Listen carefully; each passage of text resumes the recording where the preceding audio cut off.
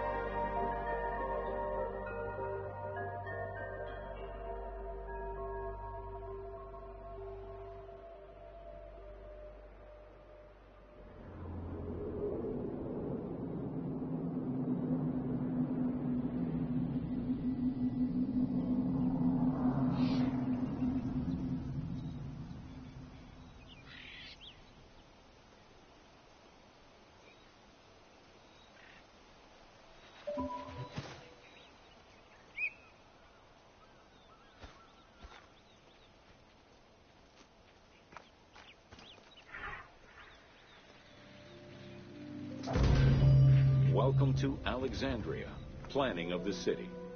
Alexander's plan to build his great city began with a verse from Homer's Odyssey. There is, in front of Egypt, in the sea with many swells, an island called Pharos. Guided by these clues, Alexander the Great founded his future city at the western end of the Nile Delta.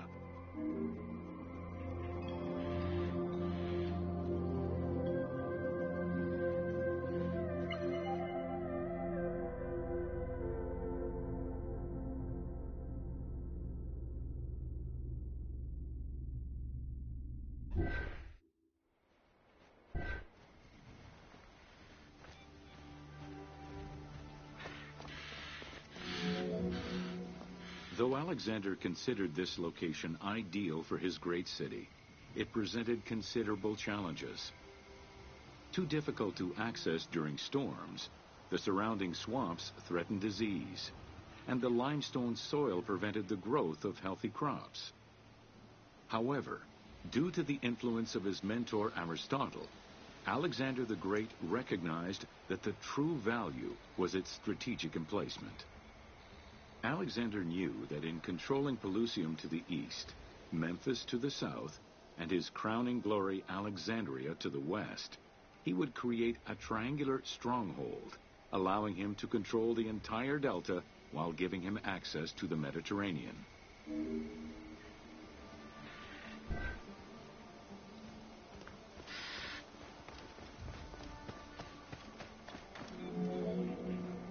The great walls of Alexandria had a humble beginning. Lacking chalk to outline the future city's foundations, architects were forced to use flour instead. Clouds of migrating birds swept down and ate the flour, erasing the plans. This prompted Alexander to seek guidance from the oracles, who reassured him that his future city was destined to feed a large population.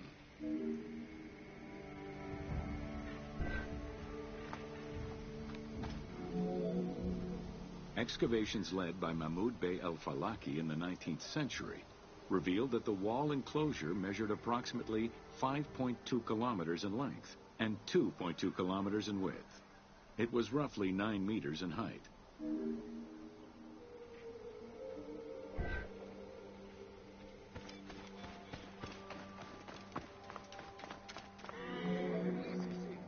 These formidable ancient walls would resist a number of attacks, including fending off the king of Syria in 169 BCE. It wasn't until 295 CE that they eventually fell to Roman Emperor Diocletian, and this only after 8 months of relentless assault.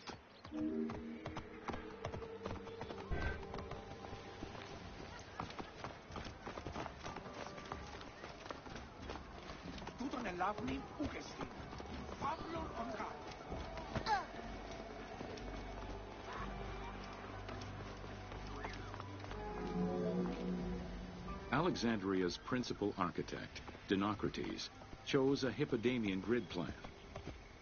The grid maximized functionality, with wide, straight roads and canals running beneath them. Alexander recognized the military value of the city's design. The wide, parallel streets gave him optimal surveillance of the city, while allowing the unobstructed flow of troops.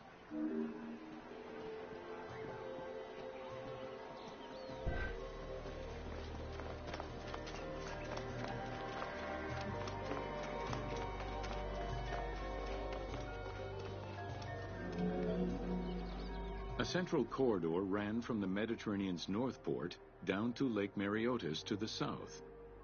This thoroughfare acted as an unobstructed link for commercial trade and travel between the two ports. Many of the streets were bordered with grand buildings and parks, including Canopic Street, with its impressive gate bordering the eastern end.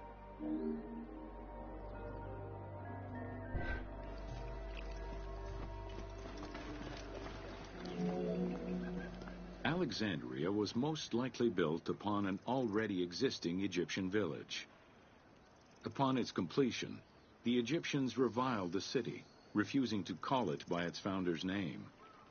Instead, they called it Raked, the building, as a mark of disdain, which was later Hellenized into Rakotis.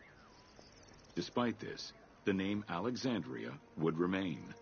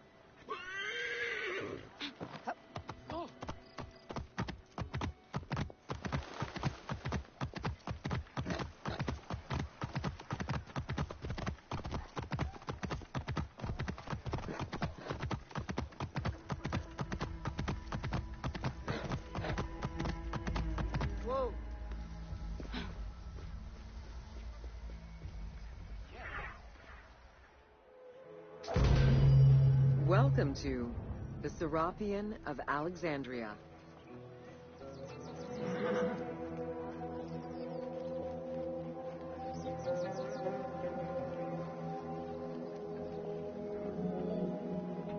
In a city of numerous magnificent attractions, the Serapeum was considered to be the most beautiful temple of Alexandria.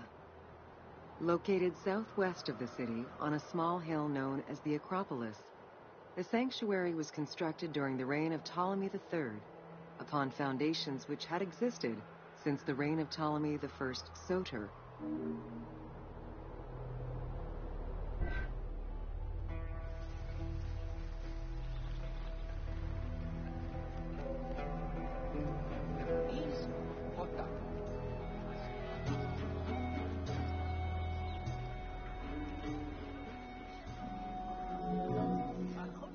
Visitors of the Serapeum climbed 100 steps to reach the courtyard. Libraries were installed in the porticos surrounding the square building, with its roof and columns adorned with gold and gilded bronze. Pharaohs were generous to the temple, as were several Roman emperors after Egypt's conquest. An inner temple housed the statue of Serapis, dedicated to healing the sick.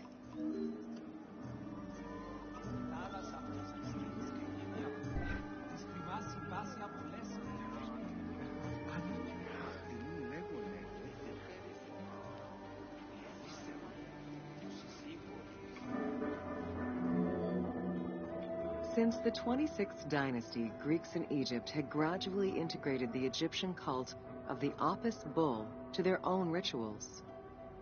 With the establishment of the Ptolemaic dynasty, the cult of Apis was further integrated into Greek religion.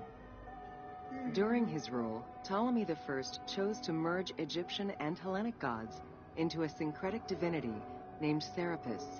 This name was the result of the amalgamation of Osiris and Apis. With this new deity, the Ptolemaic dynasty managed to accommodate similar belief sets for two different cultures, bringing about a new dynastic cult.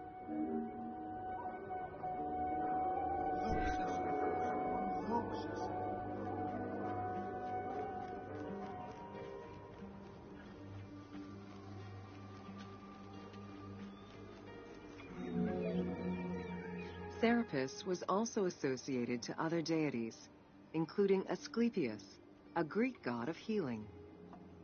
It is possible that, as with the Serapis Temple of Canopus, the sick would visit this sanctuary, sleeping there overnight in the hopes of being healed within its hallowed halls.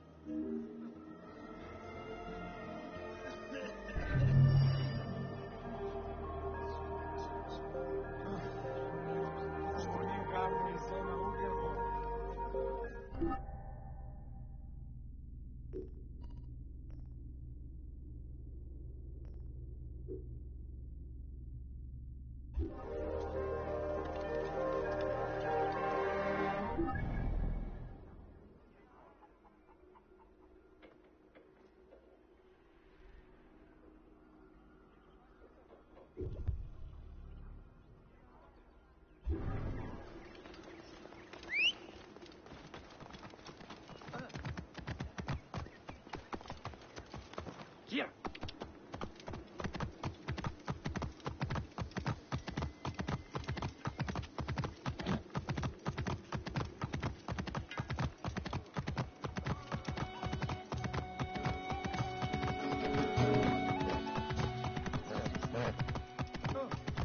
Hey! Whoa, whoa, whoa! Amasa elavzis kakisteos! Amelison!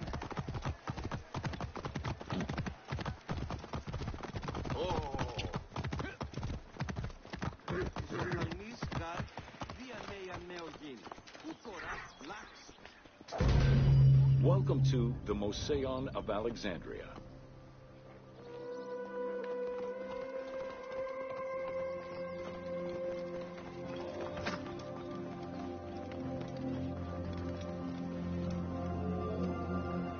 The Mouseion was a sector of the city commissioned by Ptolemy I to rival Athens Academy as an institute of intellectual pursuit. Dedicated to the 9 inspiring muses, the Mouseion became a great center for philosophical and scientific enlightenment. It welcomed scholars from many kingdoms, inviting them to share knowledge in literature, science, and geography.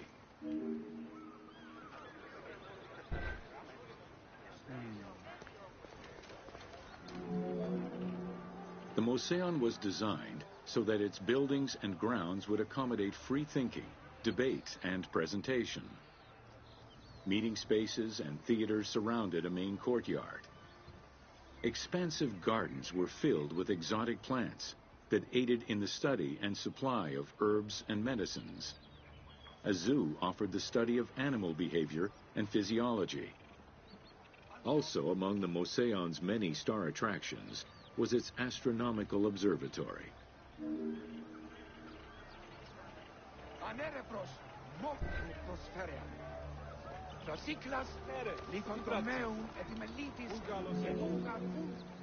Herophilus was a physician who lived most of his life in Alexandria. He was able to perform the dissection of human cadavers on a large scale due to the permissiveness of the city in such matters. Among many other discoveries, he learned that the brain was central to the human nervous system. He also extensively mapped the blood system and measured the pulse with the aid of a water clock. It is reported that in his thirst to understand human anatomy, he performed 600 vivisections on live prisoners. Ανέρετε και γίνε. Το Θεό με διπίστιον.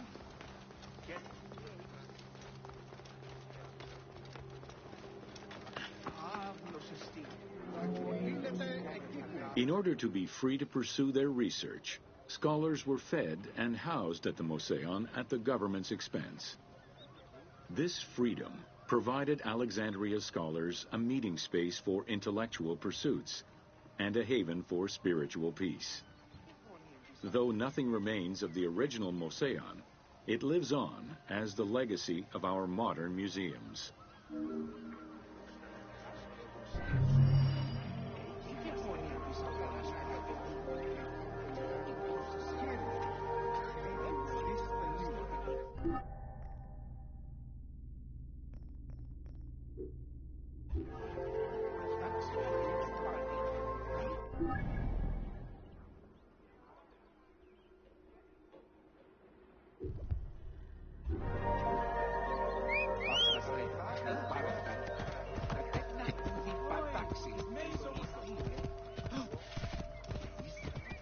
Whoa.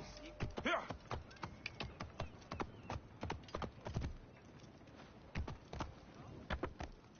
Yeah. Whoa.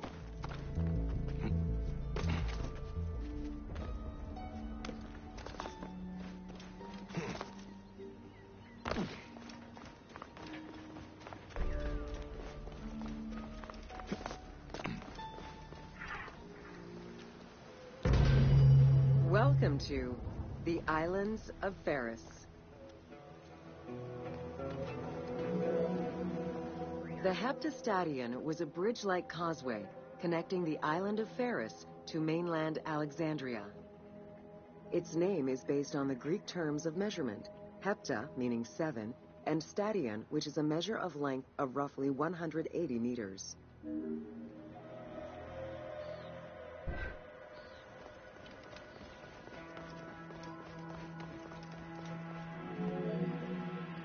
Since its construction would separate the Grand Port to the east and the port of Eunostos to the west, it was designed with channels at each end. These openings allowed passage from one port to the other.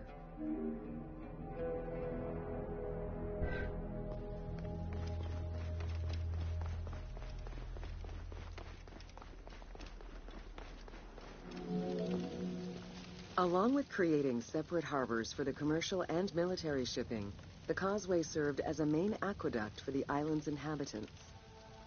Its presence also helped protect the island and its ports from rough wind and sea currents.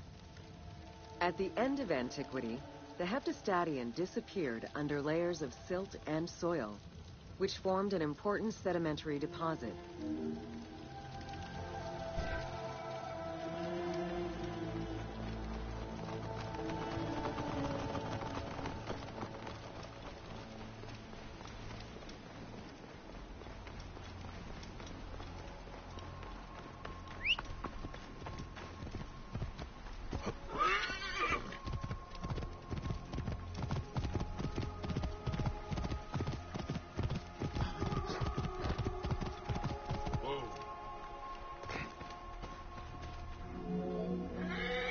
While the Serapeum was the most celebrated of the temples in Alexandria, many other temples were built within the city.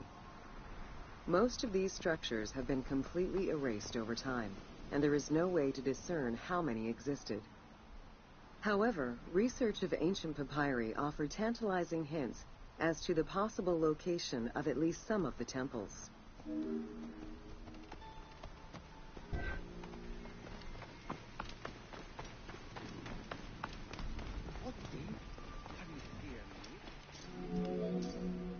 Both papyri and coins reveal evidence of many temples built for the gods.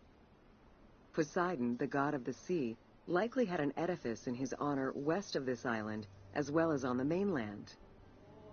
This temple next to you is dedicated to Isis Pharia, the divine protector of the lighthouse. This location hosted annual celebrations in the month of April, known as the Sacrum Pharia, in connection to the lighthouse. In her incarnation as Isis Fortuna, the goddess carries a rudder and a cornucopia, both symbols of good luck for navigators.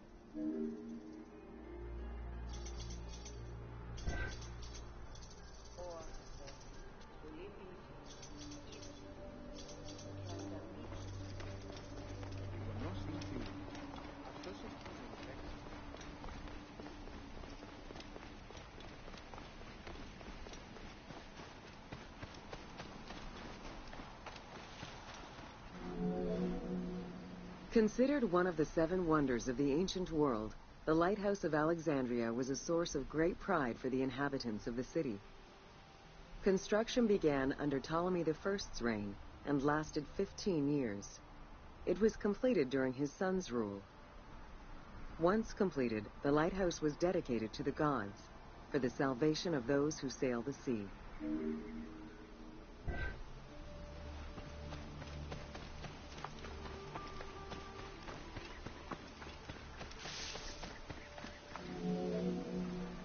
Built on the island of Pharos, the stone structure was 3 tiers set on top of one another in a step formation. The second floor consisted of an octagonal tower, and the top floor was a cylindrical tower topped by a statue.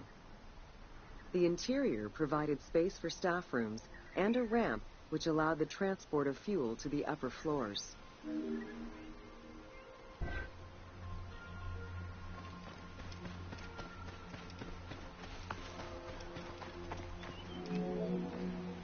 Essential to safe navigation through the rifts and shallow waters, the Pharos was a functioning lighthouse, with a beam reportedly visible 50 kilometers away. It's unclear what kind of fuel was used or how much. Any other details of how the light worked remain a mystery.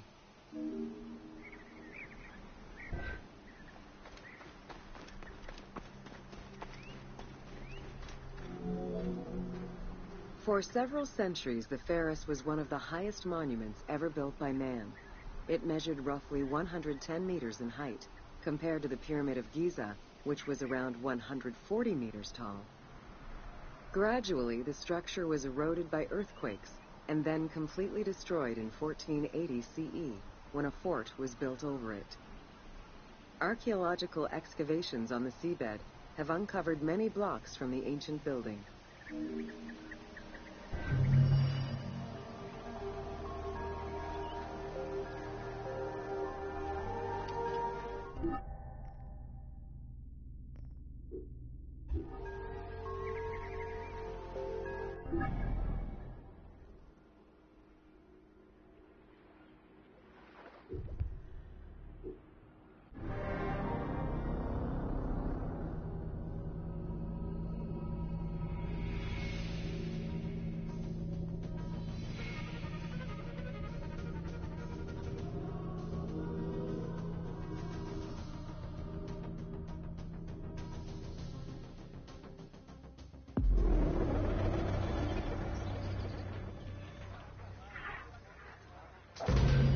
Welcome to Education in Alexandria.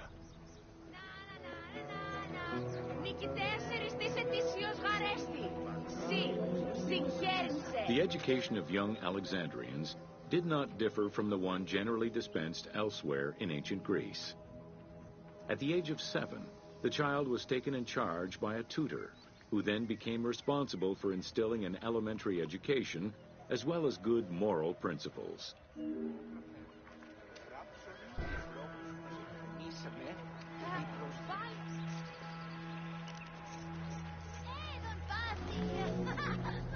Teaching was generally done outside, in the open air.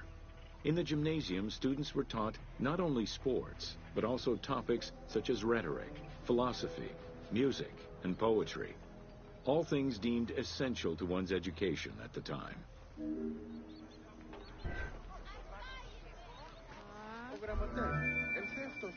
Here, both girls and boys are shown attending a class given by one of the rhetoricians of the era.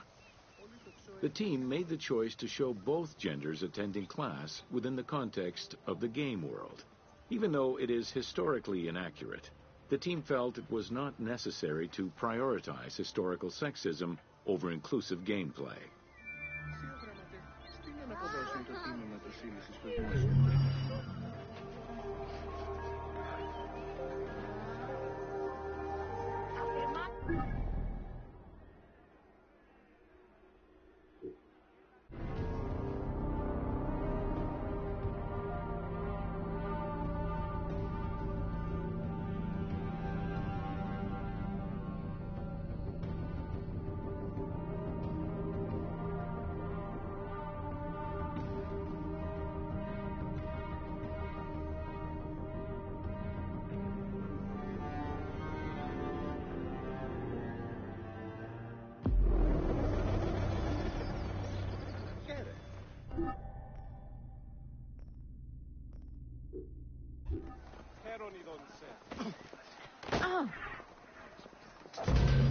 Welcome to the Great Library of Alexandria.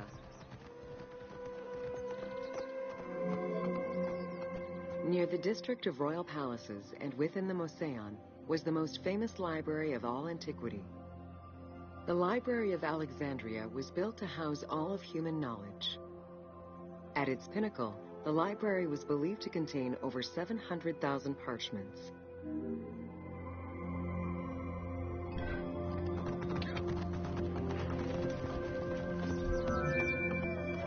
Throughout the centuries, fires and wars between Christianity and paganism destroyed the library, leaving nothing behind. The loss of the building, and more importantly, its vast collection, is immeasurable.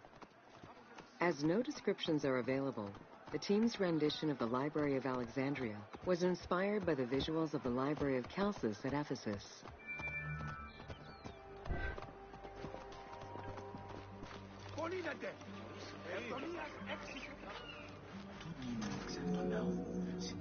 While much of the collection was purchased at the government's expense, the library also obtained books through other means. Any books owned by travelers coming through the city were seized to be copied for the library. The copy would then be returned to the owner, and the original entered into the library's collection.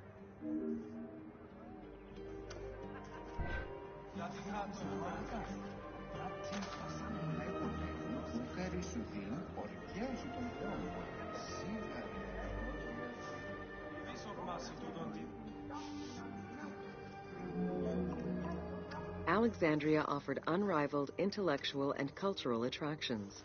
Eminent scholars from Athens, Rhodes, and other Greek centers traveled to the city to learn and engage with other free thinkers. Both the Moseon and the library were at the center of groundbreaking ideas and creative expression.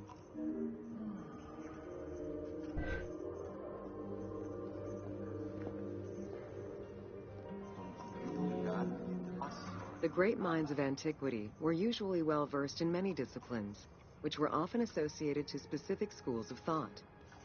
The Peripatetics, the Stoics, and the Cynics were among the most well-known schools of the time. It is clear that Alexandria lived up to its fundamental role as a city for intellectuals, nurturing many great minds whose impact reverberates through our modern world.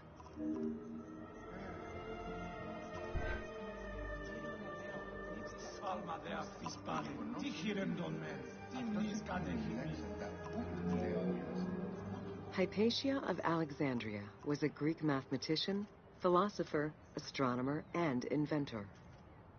Though born in Greece, she eventually migrated to Alexandria, like many great minds of the time. It is there that she became the head of the Neoplatonist school of Alexandria. From most accounts, she was highly respected by her fellow Alexandrians, both as a teacher and a philosopher. With her death, the age of great ancient scientific discoveries came to an end.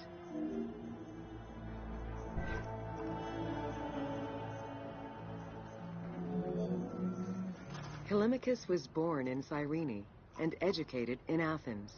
After his studies, he moved to Alexandria to work in the Great Library. A poet and a critic, he strongly rejected the epic format of Homeric poems, and instead fervently supported a shorter, more judiciously formulated style of poetry.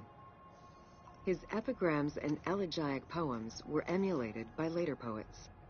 His work was extremely popular, second only to Homer's own works.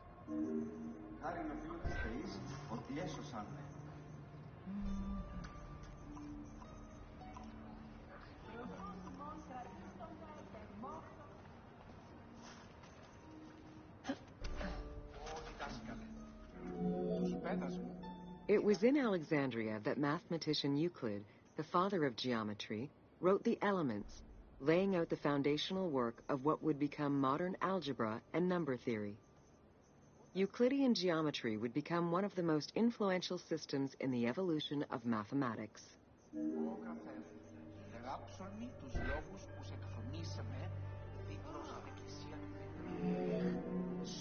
How do you calculate the circumference of the Earth with a camel, 2 sticks, and shadows cast by the sun? This is what Eratosthenes of Cyrene described in his principal work, Geography, while he was director of the Great Library of Alexandria. He is credited for the invention of the armillary sphere around 250 BCE.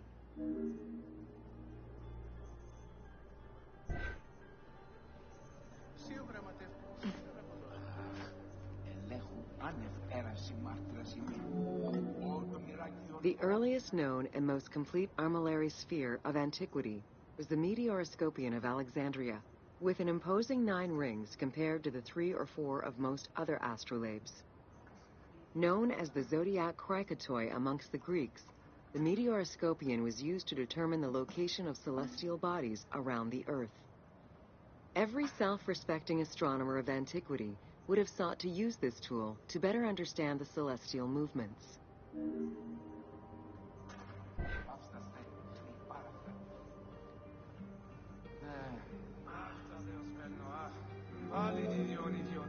Pythagoras of Samos was a well-known and respected philosopher and mathematician. He is best known for the Pythagorean theorem. However, there is proof that the theorem existed in Babylonia and India long before Pythagoras was born, casting some doubts as to who exactly originated the theorem.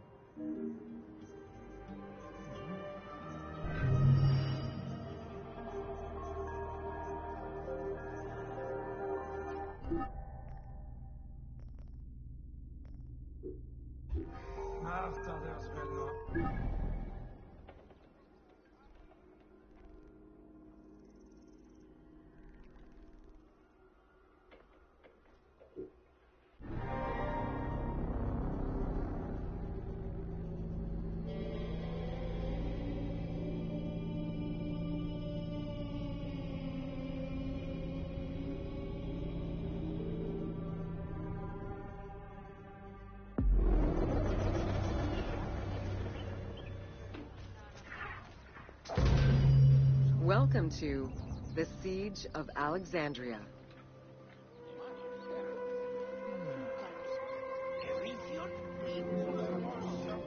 Among the collection of writings attributed to Julius Caesar are his descriptions of the Siege of Alexandria, the Gallic Wars, and the commentaries on the Civil War. These archives contain information on different campaigns, the wars of Alexandria, Africa, and Spain. Each of them recounts Caesar's military activity from 58 BCE to 45 BCE. Though Caesar's documents remain a main source of information, it's important to note that the perspective is limited. It is necessary for other historical documents to be taken into consideration to provide a better understanding of events.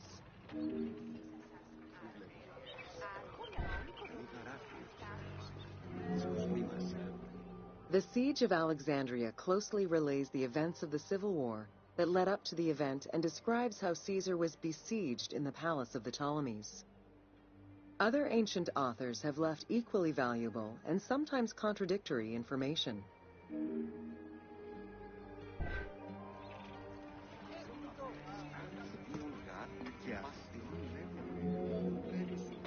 In the events leading up to the Siege of Alexandria, Cleopatra VII and her brother were fighting over control of Egypt.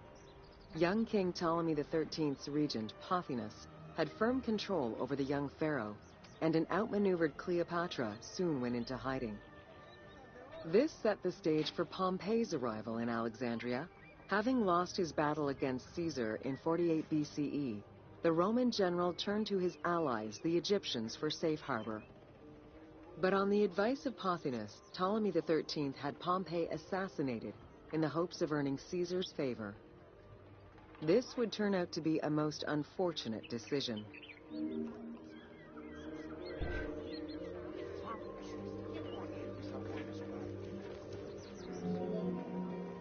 Upon his arrival in Alexandria, Caesar was presented with Pompey's head. The sight of a Roman murdered by Egyptians did not sit well with him. Caesar made his displeasure clear, ordering the return of Cleopatra, and for the siblings to resolve their differences and resume their co-rule of Egypt, as per the will of their father. Neither Pothinus nor Ptolemy XIII wished to accede to this demand. While doing his best to aggravate Caesar, Pothinus secretly plotted against the Roman ruler and sent word for Egyptian General Achillas to bring his 20,000 men to fight on his behalf. While Pothinus plotted against Caesar, Cleopatra made a bold move.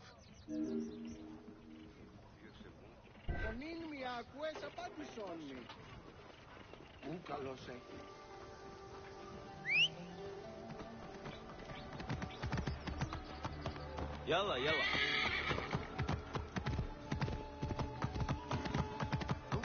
Hades, Hades.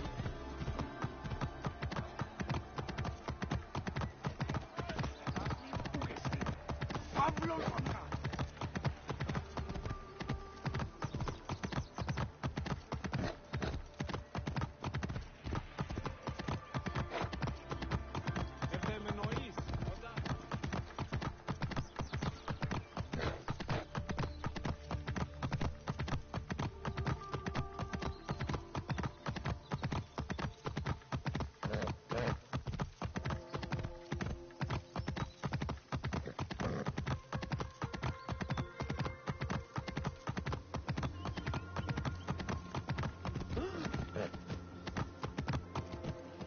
Dachel.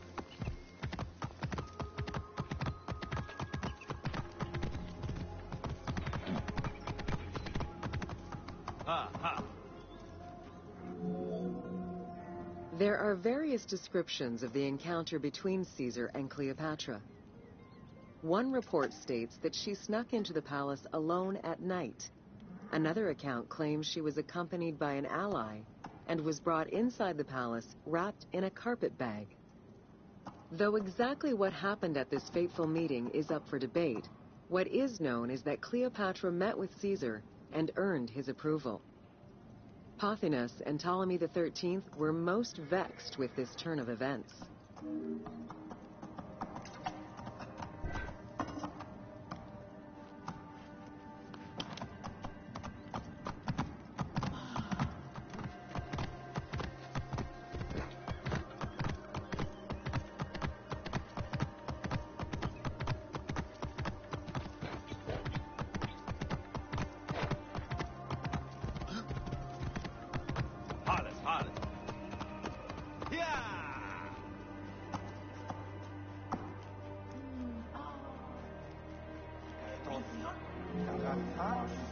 With Cleopatra finally present, Caesar chose to act as mediator between the siblings in the hopes of a peaceful resolution. It did not take long for things to sour. During a banquet given to celebrate the reconciliation, there was an assassination attempt on Caesar. It was the Roman leader's own barber who thwarted the attack. Once it was revealed that the king's regent, Pothinus, had ordered the attack, Caesar had him executed. He then placed the young king under guard.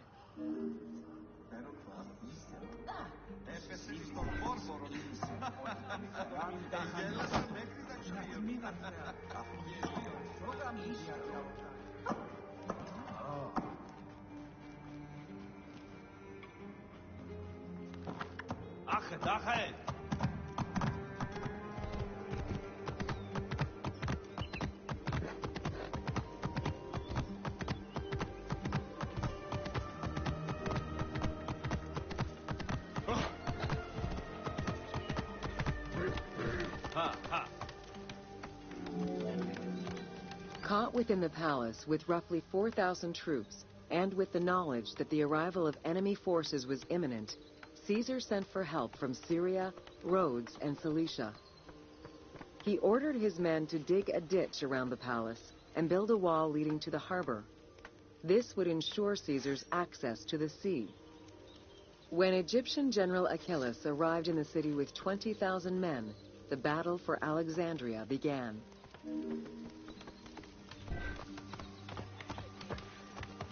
يلا يلا.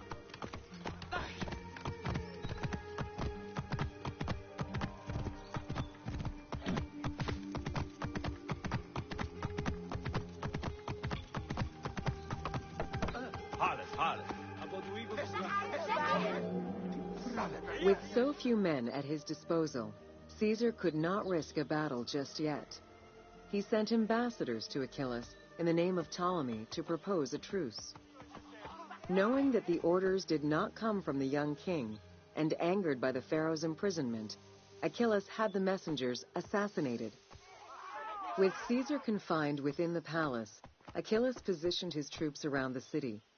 Skirmishes broke out throughout the streets of Alexandria and went on for several days and nights. Though they were outnumbered, Caesar's men were able to hold the enemy back. This prompted Achilles' next move: capture the Roman fleet stationed in the harbor.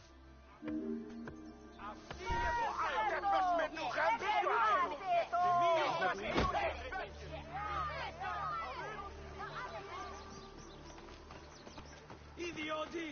Elav minuti, nostis!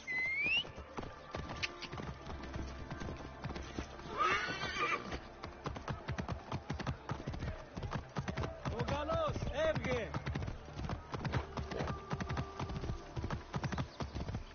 Mala.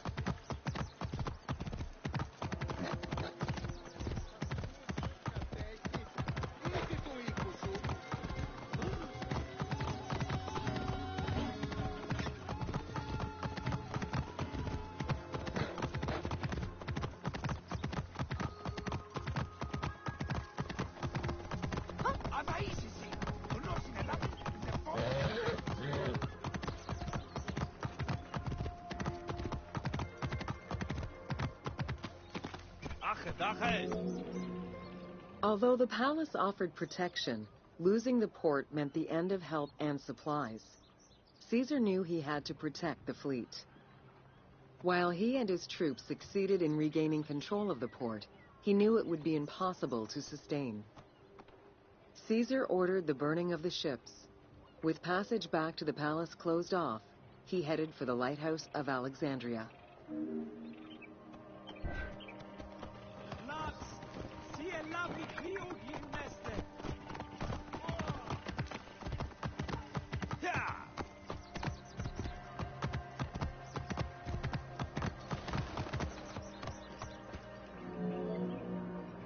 Fighting their way through the Egyptian troops, Caesar and his men eventually reached Pharos Island. There, they took refuge within the lighthouse. With easy access to the open sea, Caesar was able to send messages to his allies requesting reinforcements and more supplies. The island fort also allowed him to control access to the harbor by relying on the chains used by the Egyptians to control ship traffic to and from Alexandria's docks.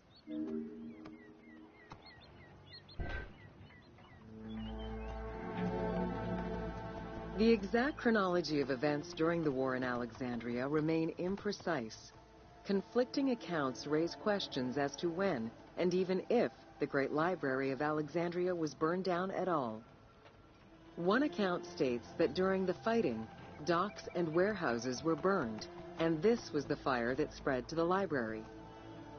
In another account, when Achilles cut off the harbor, Caesar had to leave the safety of the palace to defend his ships. As the enemies battled across the port, their arsenals set ships ablaze, and this destruction spread to the library.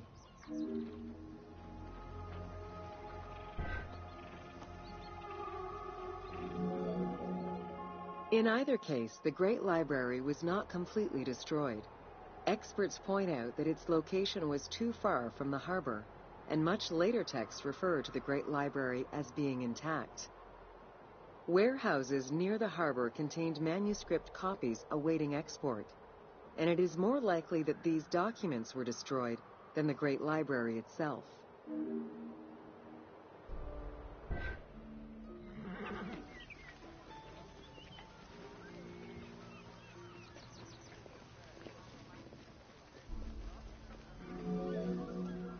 The destruction of the Great Library may have been due to a number of fires over the ages.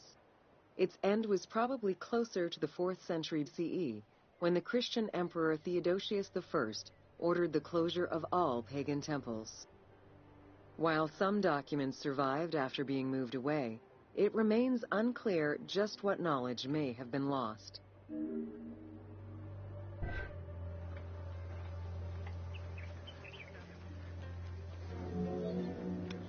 Where there are accounts of Achillas being in control of the battle against Caesar, it appears that instead Cleopatra's sister, siding with her brother, had him killed and put her ally Ganymedes in his place. Ganymedes proved a valuable tactician for the Egyptian side. It was his idea to cut Caesar's access to the harbor, thus trapping Caesar at the palace.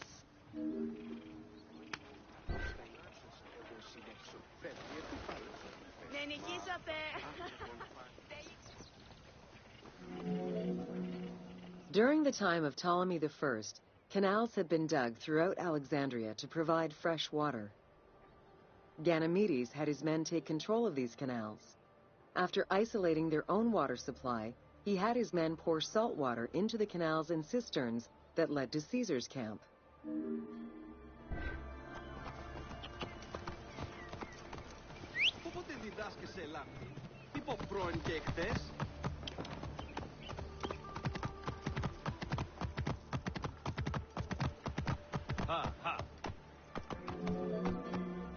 Panic erupted in Caesar's men.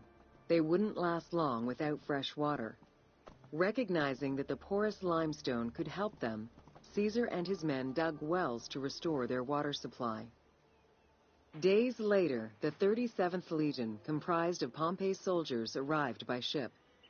Unable to come ashore due to the winds, Caesar risked going out to meet them on the peninsula, Cape Chersonese.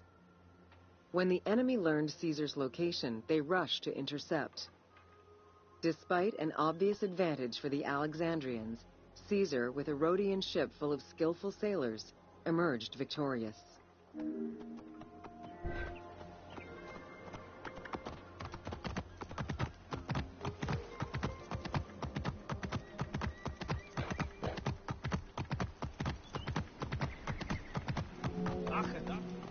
With help from the Allied ships, Caesar's victory enabled him to push the Egyptians back and secure the lighthouse.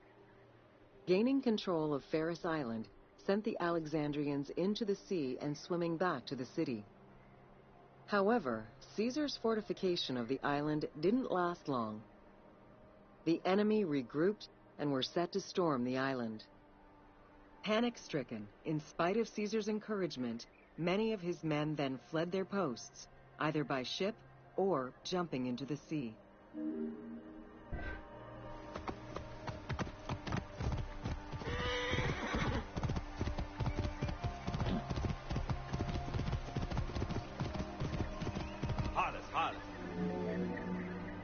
Caesar attempted to retreat, but Port Eunostos' harbor was overrun with enemy ships, preventing escape. Reportedly, Caesar gathered his papers and leapt overboard in an attempt to swim to an Allied ship farther out. Historian Cassius Dio claimed that Caesar would have drowned if he hadn't been able to remove his purple garment. Still, he managed to swim the distance and survive. The Alexandrians recovered the cloak and used it as a trophy to commemorate the Roman debacle. Yalla, yalla.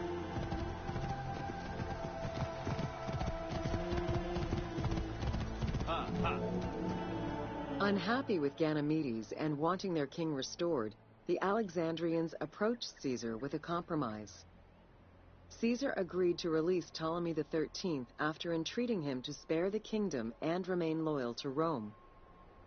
Once freed, however, the king defied the agreement and continued the war.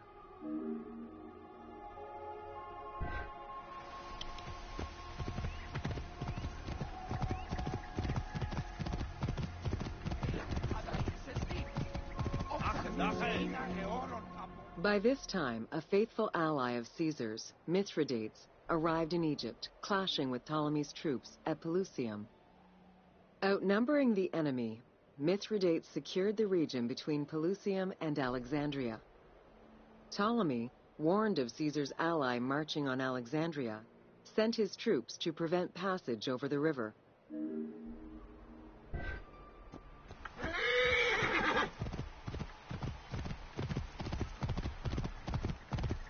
Hard. Mithridates warned Caesar in time, and the two groups confronted the armies of Ptolemy in the Delta. In the Battle of the Nile, the Romans gained the upper hand, sending the Egyptians fleeing. In the tumult and panic, King Ptolemy XIII drowned in the Nile. Yalla.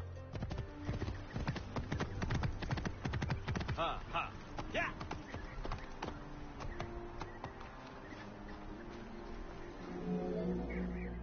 After the siege ended, Cleopatra VII married her younger brother, Ptolemy XIV, enabling her to reign over Egypt until 30 BCE.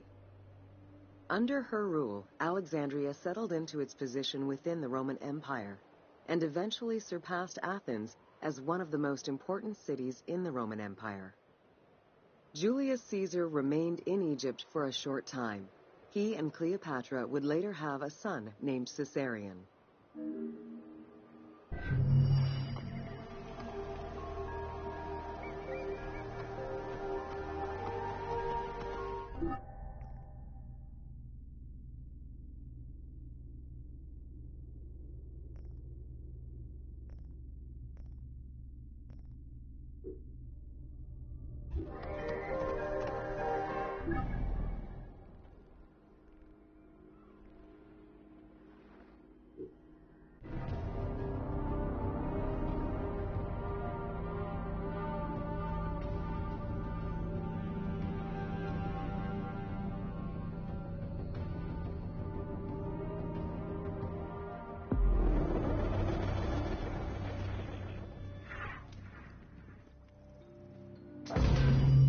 Welcome to Cleopatra, Queen of Egypt.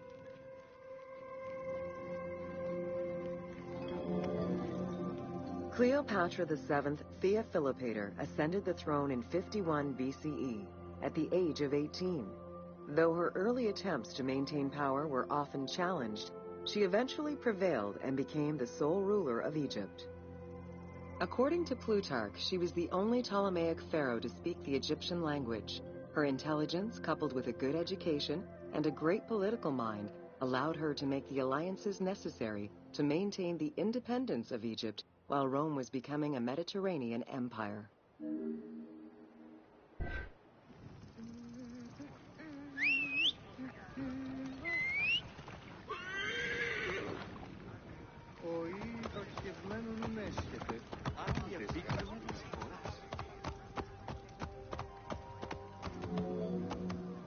It is important to understand that Cleopatra's knowledge of Egyptian language and keen understanding of the culture allowed her to make powerful ideological reference that resonated with ancient Egyptians.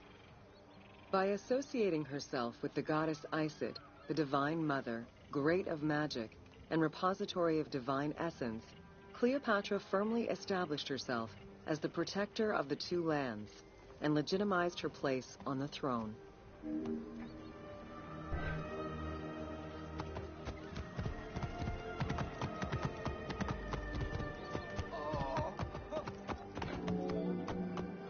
Upon his death in 51 BCE, Ptolemy XII Aulus bequeathed his kingdom to his daughter and eldest son, Cleopatra VII and Ptolemy XIII.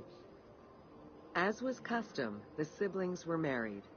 The new pharaoh was 10 years old, his sister wife 17. The early years of their reign were not easy. Between 50 and 48 BCE, droughts and floods aggravated Egypt's problems.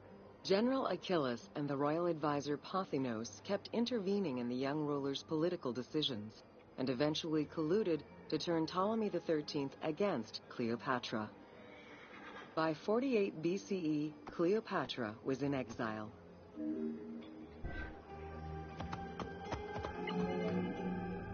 During Cleopatra's exile, the Roman Empire was not without its own internal conflict. Caesar and Pompey were at war with one another, and after his defeat in 48 BCE, Pompey fled to Alexandria in the hope of finding refuge. This turned out to be an unwise decision.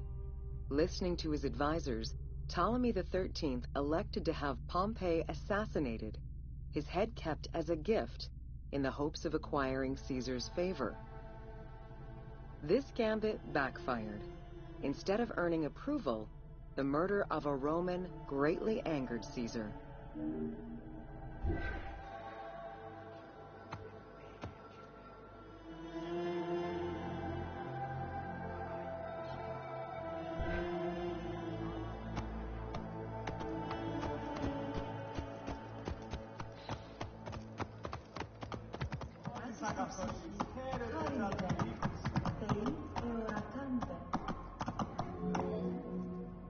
Cleopatra, aware of Caesar's anger against Ptolemy for the murder of Pompey, decided to take advantage of the situation.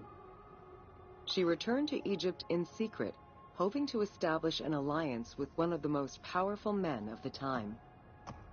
Outside of the legend, where she had herself smuggled into his quarters in a carpet, what exactly happened during that fateful meeting remains a mystery. However, Caesar seemed to see a better ruler for Egypt in Cleopatra than in her young and too easily influenced brother. Invoking Ptolemy XII's will, Caesar attempted to mediate peace between the siblings.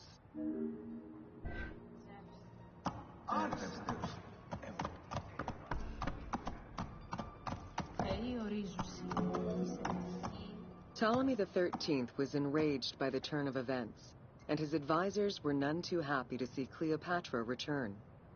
Urged on by General Achillas and Pothinos, the young pharaoh plotted against Caesar and Cleopatra, resulting in the siege of Alexandria in 47 BCE. It was in March 47 BCE that Caesar defeated Ptolemy XIII's forces. The young pharaoh drowned in the Nile after having fled the battlefield. With her opponents dead or powerless, Cleopatra married her other much younger brother, Ptolemy XIV, and finally claimed the throne of Egypt for good. The end of the Alexandrian War also cemented the romantic and political alliance between Cleopatra and Caesar.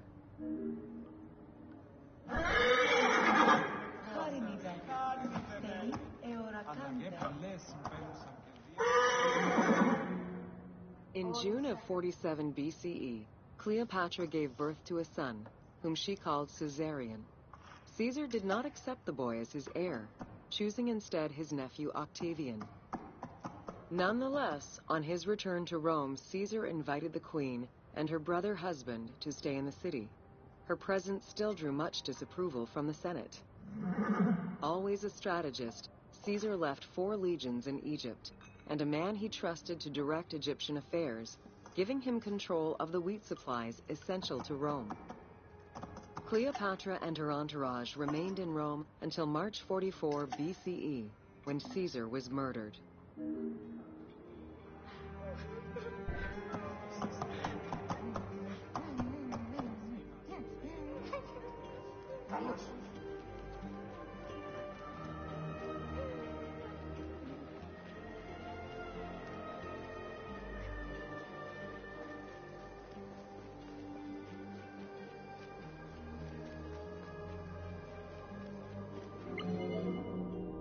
Caesar's most faithful ally, Mark Antony, often visited the Queen of Egypt during his stay in Rome. Unlike most, he recognized the legitimacy of Caesarion, the natural son of Caesar. Antony knew he would need the riches of Egypt in order to fight Octavian and claim the Roman Empire. Cleopatra, in return, saw a powerful ally. In the winter of 41 BCE, she arranged a sumptuous tour of Egypt by boat to show Antony the wealth of her country and the power she held as its ruler. A romantic and political relationship followed. The Roman Senate was once again most displeased. To calm spirits in Rome, Antony married Octavia, sister of Octavian.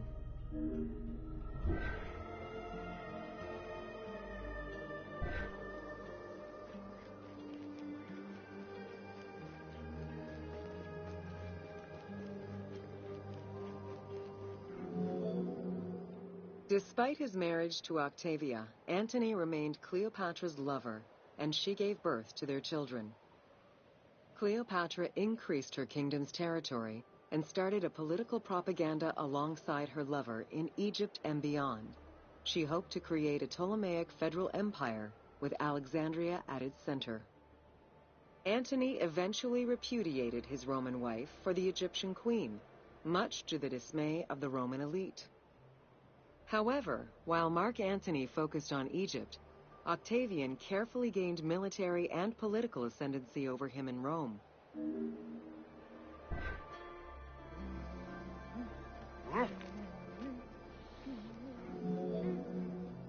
Octavian managed his own propaganda campaign and succeeded.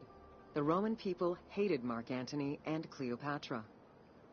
To avoid the censure still inherent in attacking a fellow Roman, Octavian simply declared war against Egypt. Rome's power still reigned supreme. The powerful Egyptian fleet, led by Cleopatra as well as Mark Antony's forces, were defeated in 31 BCE in Actium. Octavian arrived in Egypt in 30 BCE to formalize his victory.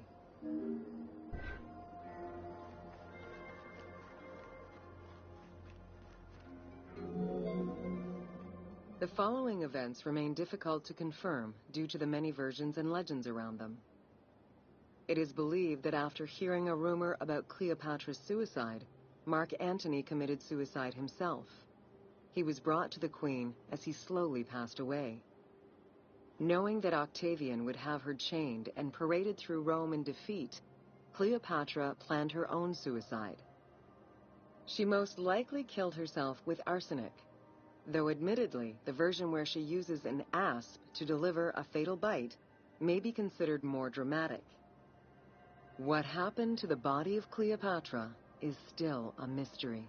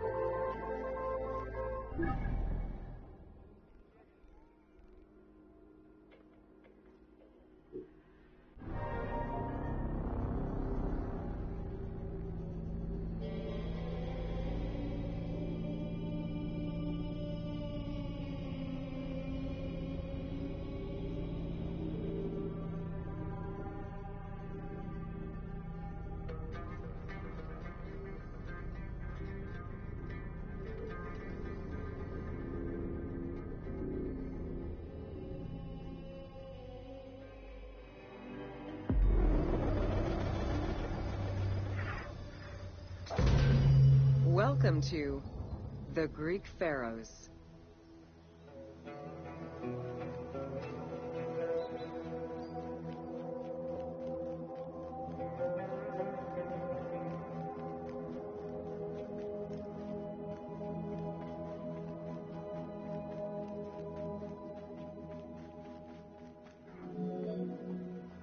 Pharaohs were considered divine incarnations of the gods. As an avatar of the gods living on Earth, the pharaoh's role was to preserve fundamental values and universal harmony by removing chaos, Izfet, and ensure that justice, Mot, prevailed. The pharaoh, by divine ancestry and through multiple offerings, was the bond that unites the world of men to the world of the gods and allows the maintenance of the cosmic order.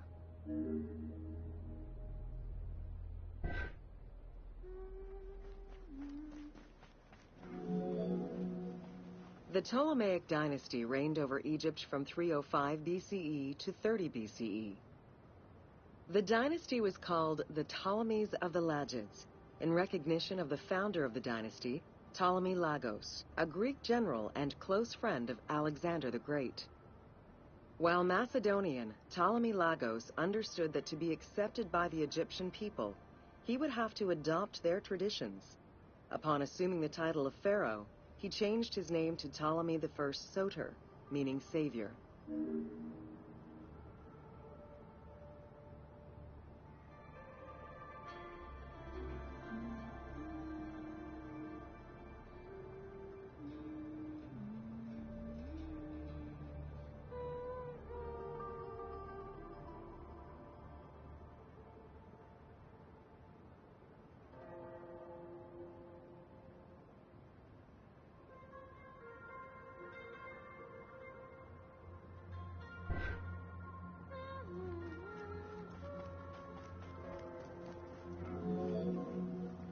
Born in 356 BCE, Alexander the Great went through a hasty education in the affairs of the kingdom before integrating into the Macedonian army, where he quickly rose through the ranks. After his father's assassination in 336 BCE, which some believed was orchestrated by Alexander himself, he became king of Macedonia. Ruler of a unified kingdom and leader of a large army, Alexander set his sights on conquest. Eager to reclaim the Greek cities of Asia Minor, he took on the Persian forces, earning victory after victory.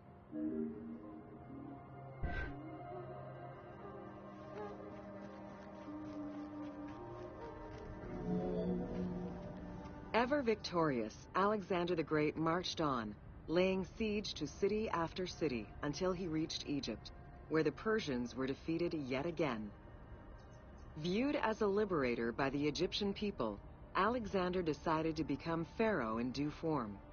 He traveled to Thebes to make a sacrifice to Apis, then went to the oasis of Siwa, where he was proclaimed son of Amun. Officially pharaoh of Egypt, Alexander spent much of the winter there and founded the city of Alexandria. Perhaps not coincidentally, being pharaoh allowed Alexander to spread propaganda to prepare further conquests. He resumed his military campaigns in 331 BCE.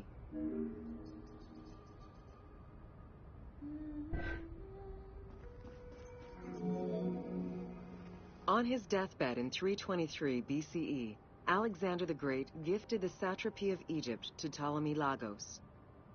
Perfectly aware of the value of Egypt, Ptolemy ensured not only the stability of the country's borders, but also its economic and military development.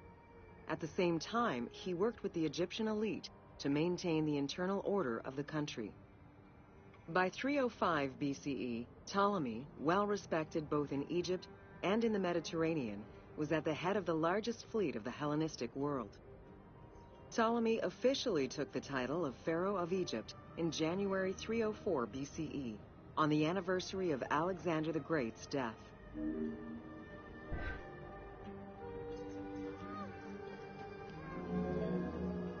Alexander died in Babylon in 323 BCE. His remains were placed first in a solid gold sarcophagus, and then within another.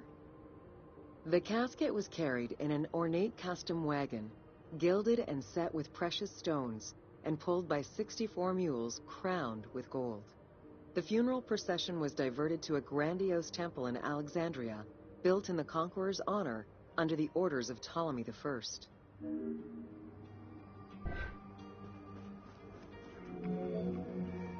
Julius Caesar visited Alexander's tomb at the capture of Alexandria, and the Roman Emperor Augustus reportedly placed flowers there.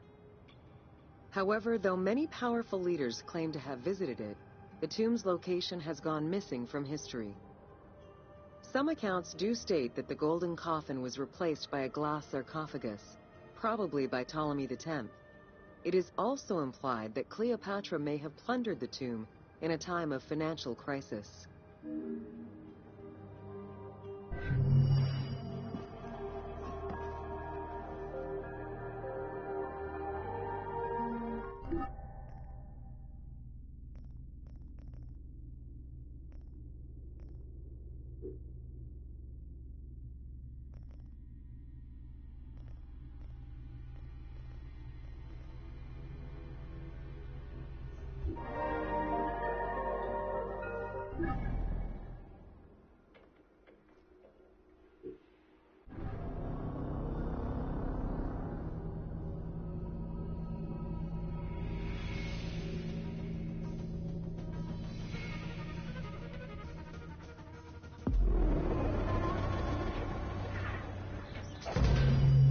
Welcome to Introduction to Alexandria. After conquering Egypt in 331 BCE, Alexander the Great decided to build a new city, which, as per his habit, he named after himself. After his death, Alexandria quickly became the capital city of the Ptolemaic kingdom and the most important city of the Greek world.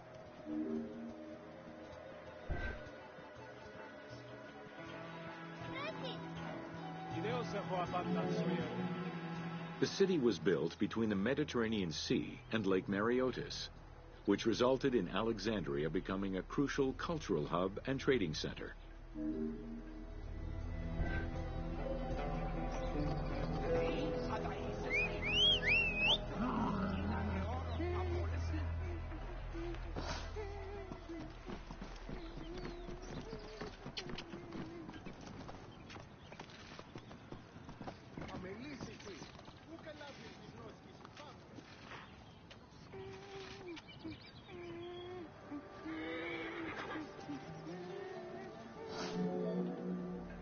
Sumptuous buildings could be seen wherever one turned their gaze.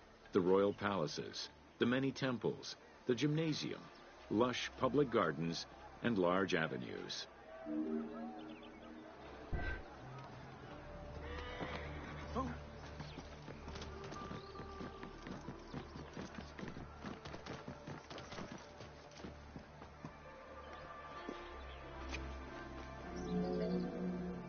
With its incomparable beauty and advantageous geographic location, Alexandria attracted foreigners, intellectuals, and traders.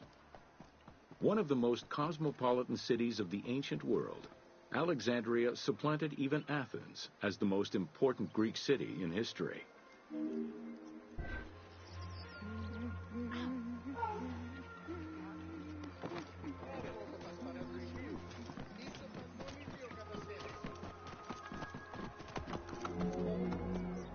Egyptian obelisks were highly prized by Roman architects. While Roman design previously favored the use of a single monument, Egyptian obelisks tended to come in pairs and were generally located at the entrance of temples. Several ancient Egyptian obelisks are still in existence today, though many are spread out across the world in locations such as Paris, Rome, New York, and London. All of this shows that Alexandria was significantly influenced by the rich past of Egypt.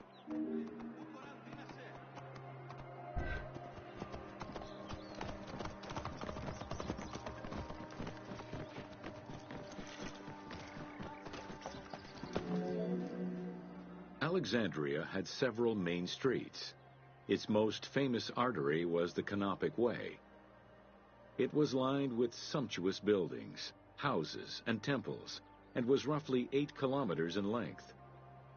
This street was one of the most important shipping entrances to Alexandria, and often hosted processions and festivals.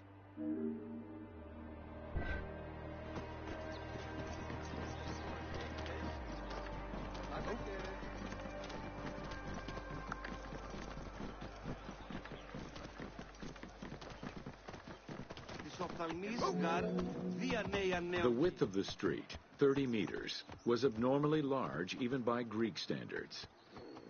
This is likely because the Canopic Way was made in a short span of time and based on an urban plan, as opposed to being slowly built over time, as was usual for the era.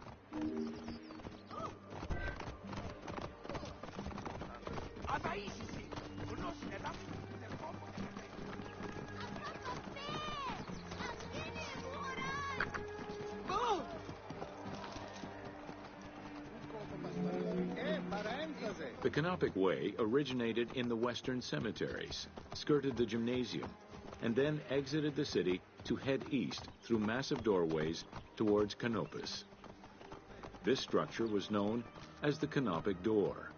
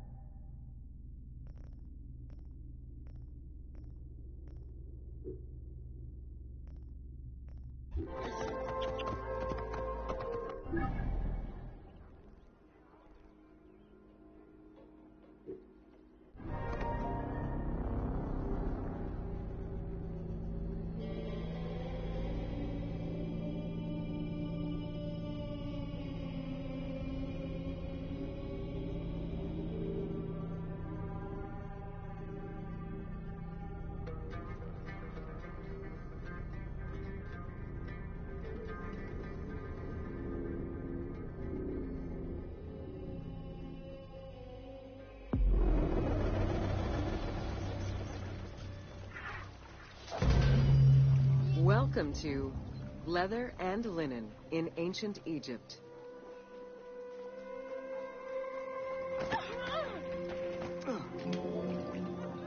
Tanning, a process which dates from prehistoric times, was present although not highly valued in Egypt due to the heat. Leather was reserved mainly for things such as sandals, leather bags, dagger sheaths, quivers, and other similar items. Leopard hides, unlike regular leather, were highly valued and usually worn by priests.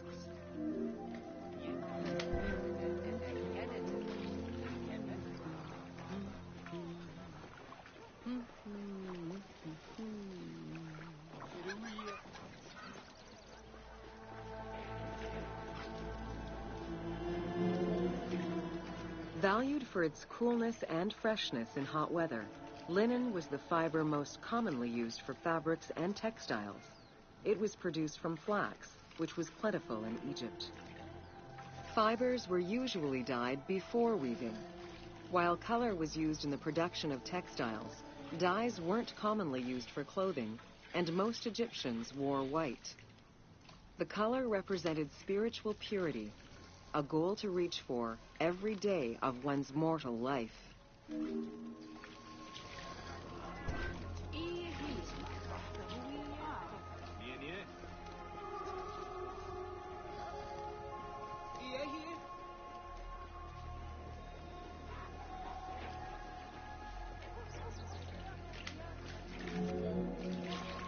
Various shades were achieved using woad, a dye produced from the leaves of Isotis tinctoria. The plant was cultivated for this purpose within the Nile Delta and allowed for the creation of various colors. For example, different maceration times of the leaves would result in colors ranging from red to green, while adding in limestone shifted it to blue. During the Greco-Roman period, other ingredients were found, resulting in a wider range of colors.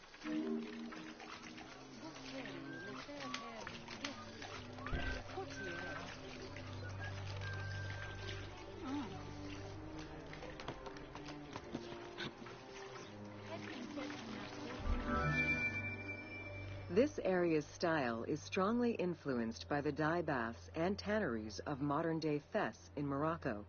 This helped Ubisoft envision what such locations might have been like in ancient Egypt. While this tannery is within the city walls, back then they were often found outside the city boundaries. The tanner's trade was considered off-putting by the Greeks, as all these operations resulted in noxious smells.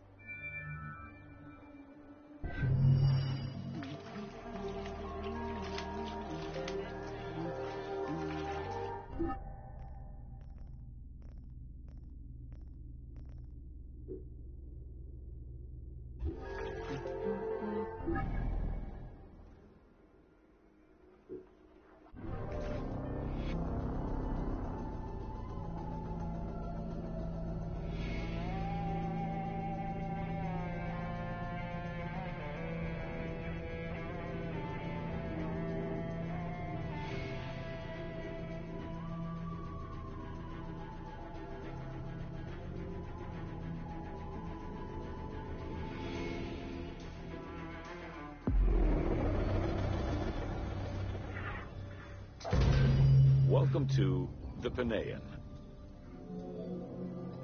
The Panean was a temple built in honor of the god Pan, divinity of nature.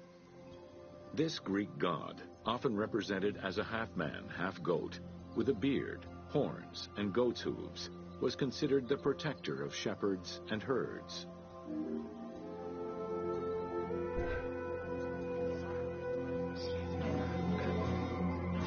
Pan's attribute was his namesake musical instrument, the pan flute. His temples were usually located in caves and on high mountains, and were frequented by shepherds.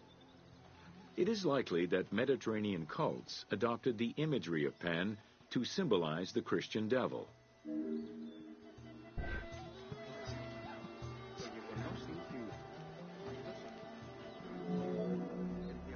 To give proper honor to the god, Alexandrians built an artificial hill upon which they housed his temple to compensate for the flat relief of the city. The artificial mound had the shape of a spinning top or a pine cone, which was accessed by a spiral staircase. The top had a panoramic view of the entire city. Only such heights would be fitting for a mountain god.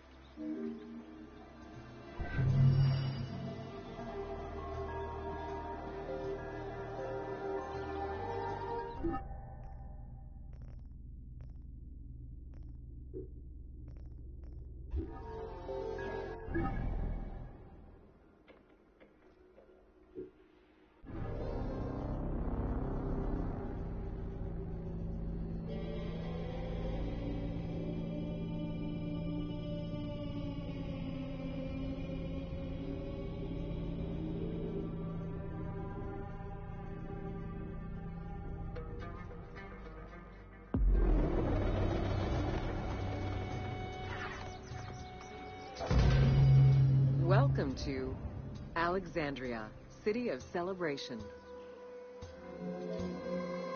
Like most Greek cities, Alexandria offered multiple forms of entertainment.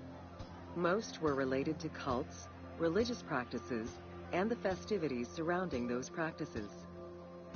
Among those festivities, the most important ones were the dynastic celebrations, instituted in honor of the deified Ptolemaic kings and queens. These celebrations could go on for many days and included sacrifices, offerings, processions, and public banquets.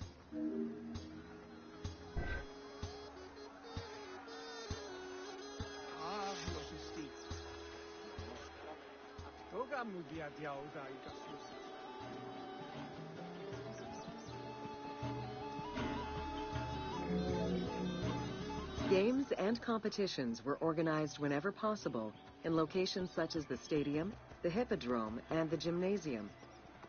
The residents of Alexandria favored such events where athletes, poets, and musicians from Egypt and other cities of the Greek world competed.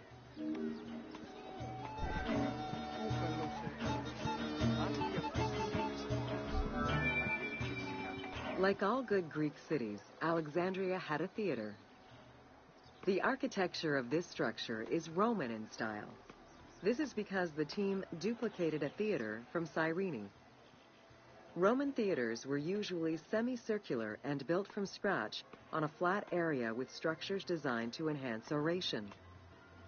Greek theaters were more oblong in shape, similar to a horseshoe, and favored the slopes of natural hills to support their acoustics.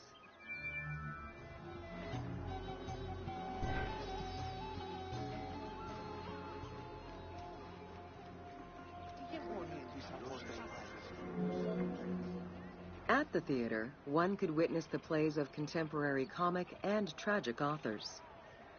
The play you are witnessing below is Menander's Dyskolos, more commonly known as the Grouch, a late and popular entry in the Greek comedies.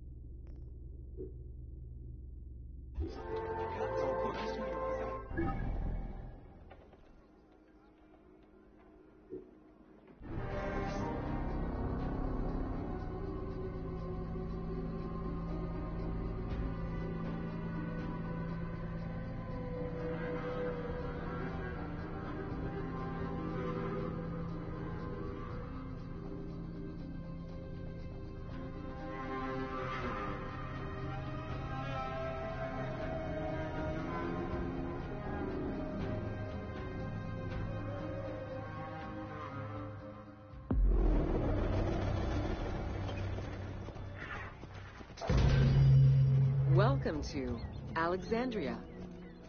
The ports of Alexandria were a major commercial hub, effectively connecting Egypt with the Mediterranean regions and beyond. A tremendous amount of materials and goods flowed through the city on a daily basis. The large port market was called the Emporion. It was there that merchandise was traded by the ship owners, called nakliros.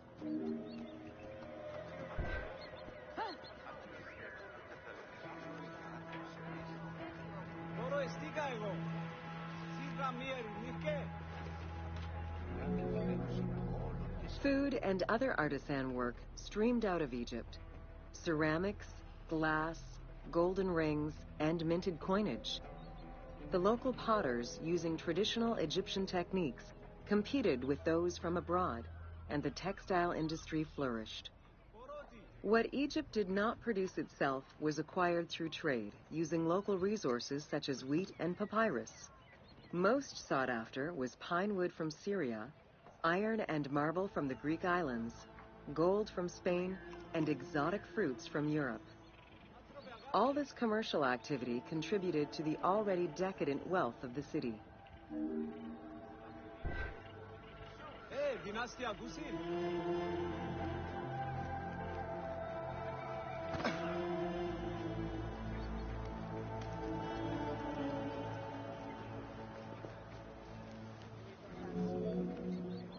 The wood imported to Port Mareotis through Alexandria's seaward ports was used in the nearby shipyards, where most of Egypt's ships were built. Employing tens of thousands of shipbuilders, the shipyards contributed to establishing the Egyptian fleet as one of the mightiest of the era. Any wood not used in shipbuilding was further disseminated through Egypt for various purposes.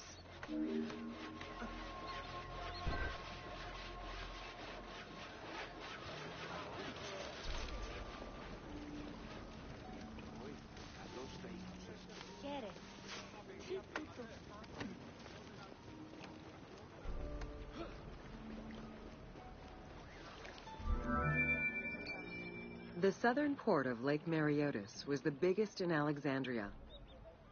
Save for a branch angling westward, the lake's size in the Ptolemaic era was roughly 40 to 50 kilometers from north to south.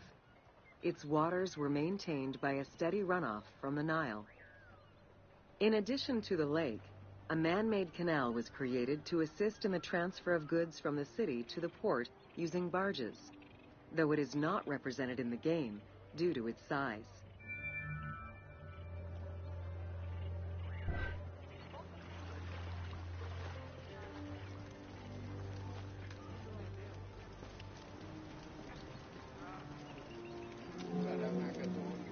Banking was one of the most distinctive innovations brought by the Greeks to Egypt. The centerpiece of Alexandria's wealth was the royal systematization of taxes on almost everything. Basic items such as salt, oil, beer, wheat, and linen were heavily taxed. As a result, the royal treasury of Alexandria was able to ensure the economic stability of most of the administrative areas of Egypt.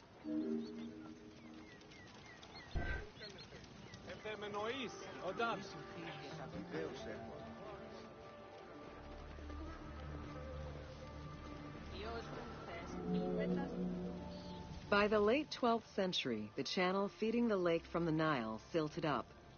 Lake Mareotis lost its connection to the Mediterranean, as well as most of its water, as the lake slowly evaporated to a fraction of its former size. In modern times, Lake Mareotis is being kept alive through irrigation. However, only about 17% of its original size remains.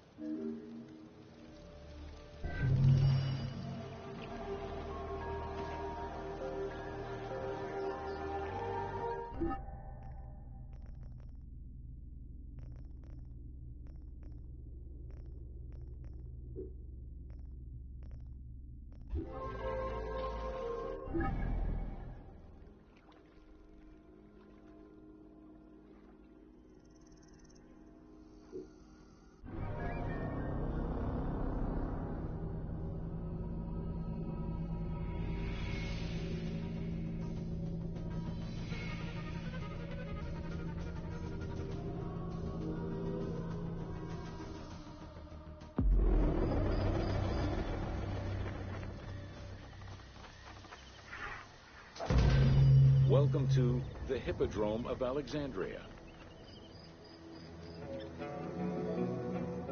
The main hippodrome of the city was called the Legaeon, in honor of Lagos, the ancestor of the Ptolemies. Alexandrians were great lovers of horse racing. They were fascinated by the rivalry of these races. The agon, as it was said at that time, that every competition brought. It was a struggle for glory.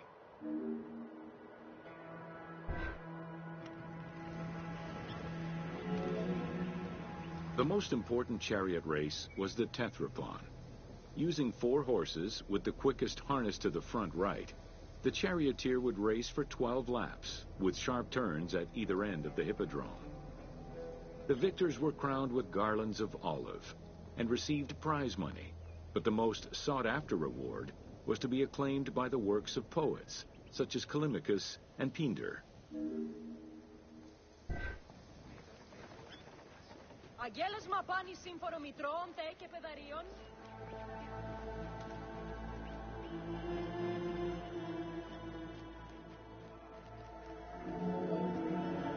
Ye hymns that rule the lyre, what god, what hero, aye, and what man shall we loudly praise? Verily Zeus is the lord of Pisa, and Heracles established the Olympic festival, while Theron must be proclaimed by reason of his victorious chariot with its 4 horses. Theron, who is just in his regard for guests, and who is the bulwark of Akragas, the choicest flower of an auspicious line of sires, whose city towers on high, bringing wealth and glory to crown their native merits.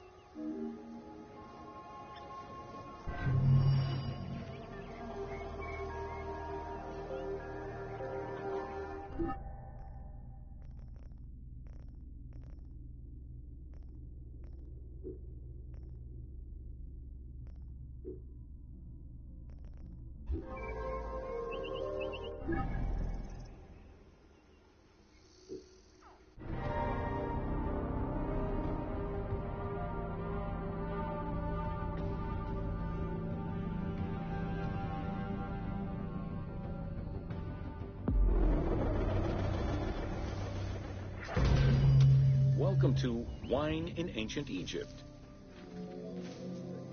When the god Horus lost his eye in a war with Seth, the ancient Egyptians believed the eye turned into a vine, and the vine's tears became wine. Early texts, dating back to 3150 BCE, contain the hieroglyph for vine. Regarded as extremely valuable, wine was highly sought after by the elite. It was also an essential part of many religious ceremonies.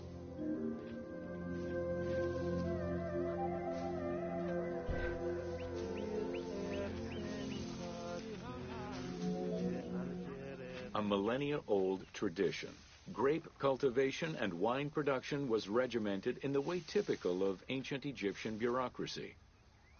Egyptians kept careful records of winemakers, which they clearly identified on labels.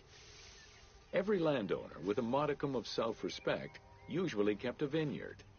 This held particularly true in the regions of the Fayum and the Nile Delta.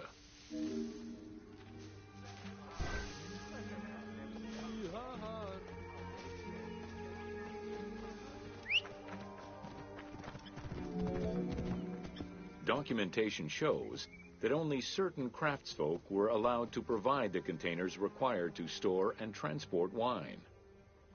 That and rigorous quality control checks established for every step of wine production shows that ancient Egyptians knew that the quality and longevity of wine could easily be affected by any number of variables, which they paid careful attention to.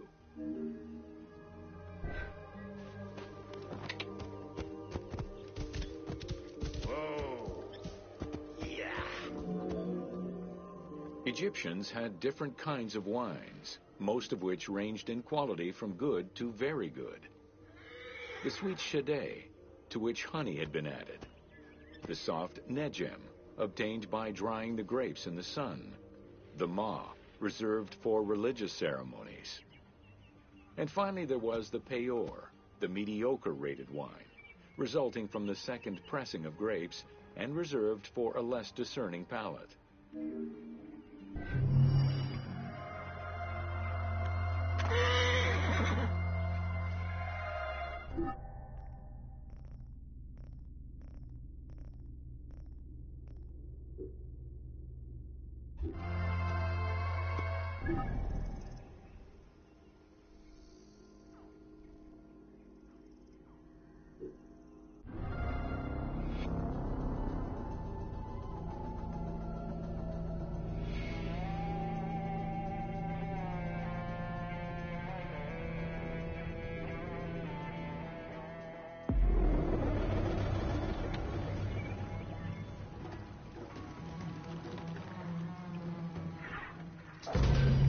Welcome to ancient Egyptian cultivation.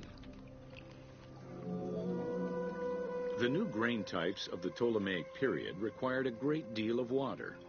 Farmers needed to ensure they had effective, consistent irrigation. The Nile's rising and receding waters naturally irrigated most of the crops. Areas where the Nile didn't reach, such as gardens and vegetable plots, required an irrigation tool known as the shadoof. The shadoof allowed easy transport of water from its source. It consisted of a tall wooden frame with a long pivoting pole and suspended bucket. The system could be raised and lowered with little effort.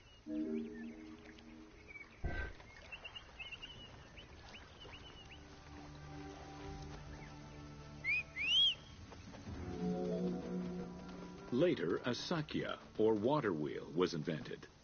The sakya needed animals to turn the wheel, which rotated buckets through the water. It drew the water to an elevation of 3.5 meters and enabled a great deal of control over the irrigation process. This improvement supplied larger areas and thus resulted in larger harvests.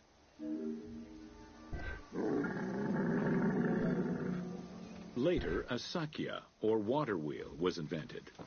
The sakya needed animals to turn the wheel, which rotated buckets. The threshing process separated the grain from its husk. Workers would spread the ears on clean ground. Oxen, cows, or donkeys were then guided back and forth to trample the grain. This continuous movement worked the grain loose while preventing the animals from eating it. Unwanted chaff and straw were swept away, or gathered and added to the mud used to make bricks, to make them stronger. Ha! Whoa! Winnowing was the stage where workers used wooden scoops to throw ears in the air. The wind carried off the chaff, leaving the heavier seeds to fall to the ground. This action was repeated until the undesired materials were sifted out. Grain waste was mixed with manure or other organic substances to produce brick-shaped dung lobes that could be easily burned. A standardized brick size enabled Egyptians to mass-produce this byproduct and use it as a commodity.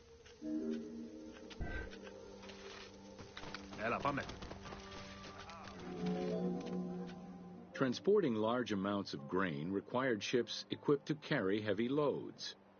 These goods were moved during the Nile's flooding season, when the river was deep enough for large ships. The transports stopped at checkpoints to accommodate customs and police controls, as well as for technical requirements and weather conditions.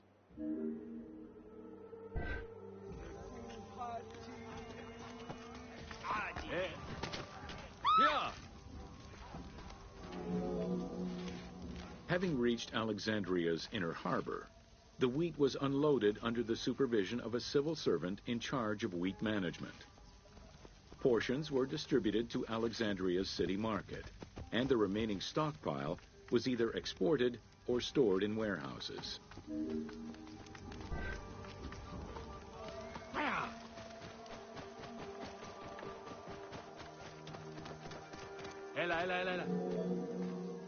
Grain storage facilities were located across all of Egypt. Temples and institutions had large silos, while individual houses had storage sheds. In some houses, arched cellars were built into the foundations. These watertight chambers were accessible from the ground floor through a trapdoor. Royal granaries acted as the storehouse and distribution centers, and managed state payments to civil servants, soldiers, and the police. Though plastered on the inside, silos weren't completely sealed, and so remained susceptible to mice infestations.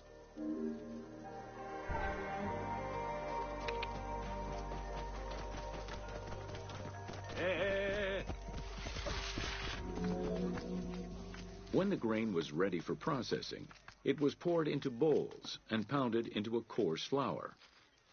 That flour was then passed through a sieve to make it of finer quality and further ground between stones.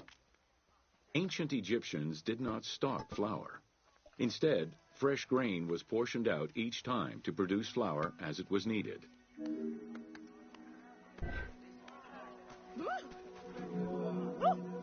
The sieves used by ancient Egyptians were unable to filter out sand and stones. Grit often passed into the flour, causing long-term tooth abrasions among all classes of Egyptians.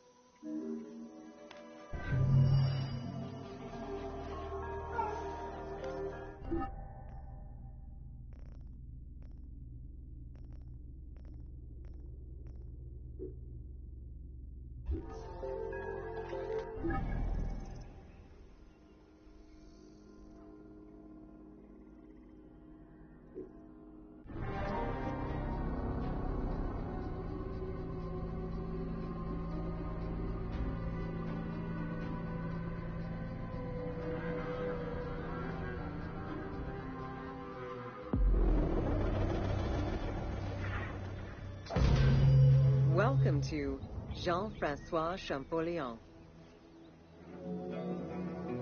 Between the 5th century CE and the Renaissance, knowledge of hieroglyphs was entirely lost.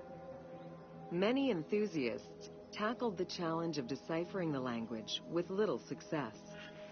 Some groundwork was made with various researchers identifying names and some grammatical structure, and confirming that cartouches were markers for royal names. They were still missing a critical piece of information that would eventually be revealed thanks to the discovery of the Rosetta Stone.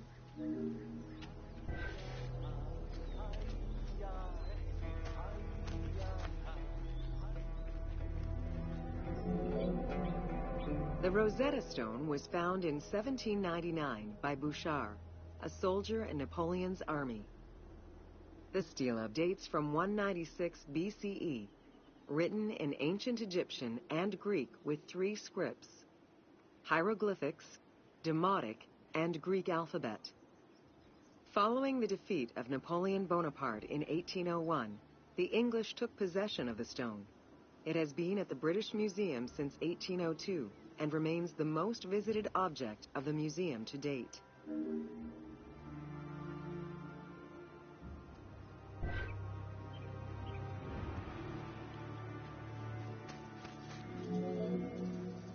The first translation was of the Greek section only in 1803.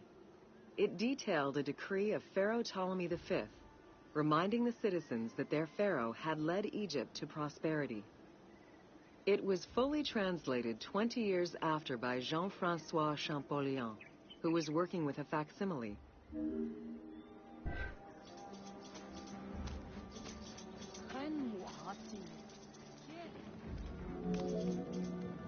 Through his studies of the stone, Champollion was able to make a critical observation that would unlock the whole mystery: that hieroglyphics were not only ideograms, but also phonograms. Hieroglyphs consist of phonetic glyphs, single characters, and logograms. Essentially, they are a combination of phonetics, alphabet, and full words, which in total form a language.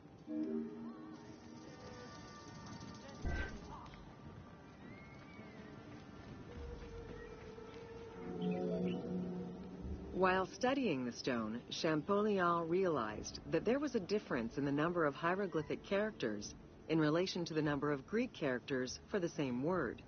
This led him to believe that hieroglyphs must have phonetic characteristics. This was the first step to unlocking the Rosetta Stone's secrets.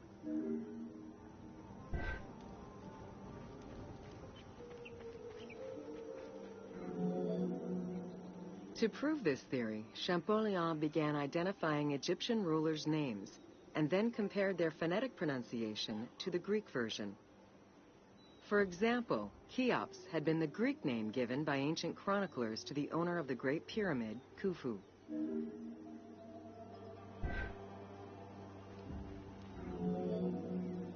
The next step for Champollion was to confirm that his approach was verifiable by using the Philae obelisk as an additional reference. Engraved in the obelisk are 2 inscriptions in Egyptian hieroglyphs and Greek. Once he confirmed the names of Ptolemy and Cleopatra within these texts, and confirmed the same phonetic patterns as on the Rosetta Stone, Champollion knew he was on the right track.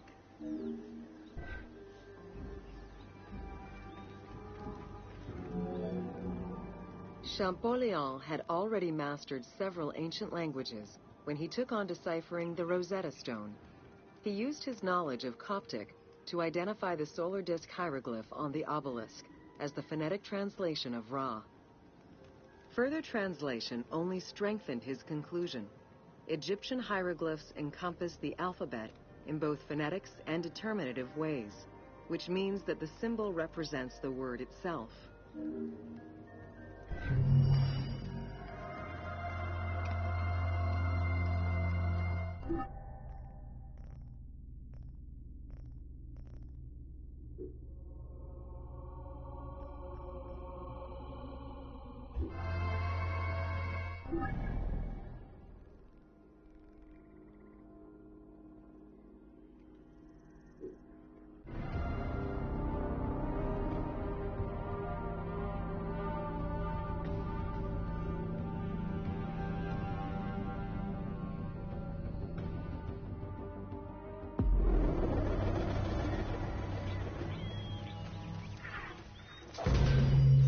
Welcome to Flora of Ancient Egypt. The climate and unique geography of the Nile Delta offered a wide variety of plant species. Many of these plants served as sustenance for ancient Egyptians and as crops for trade. The Nile's consistent seasons allowed Egypt to sustain itself for centuries.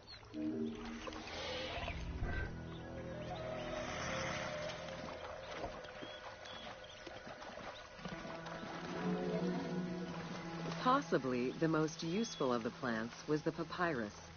This tall sedge plant grew in abundance along the water's edge of the Nile. Commonly known for its use as paper, the ancient Egyptians found many other functions for it, including rope, sandals, and mats.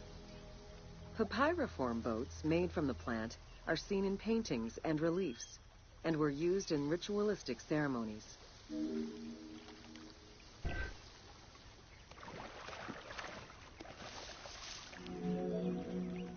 There were many types of trees along the River Nile, such as the date palm, carob, and tamarisk. The earliest fruit tree cultivated was the fig tree, followed by apple, pomegranate, and eventually olive trees during the era of the New Kingdom. Mango cultivation was the result of a late import from Asia during the Middle Ages.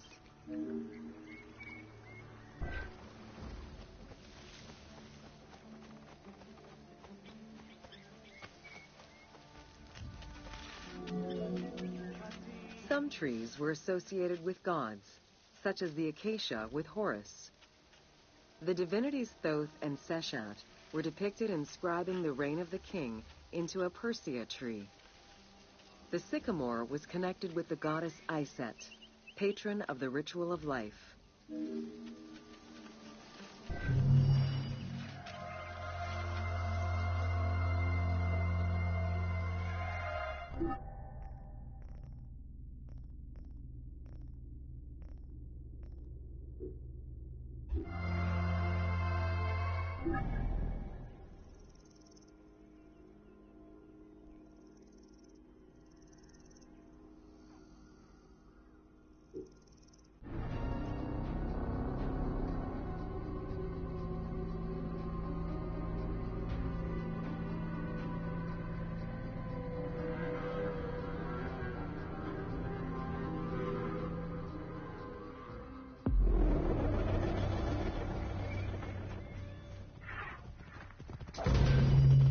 Welcome to Fauna of Ancient Egypt.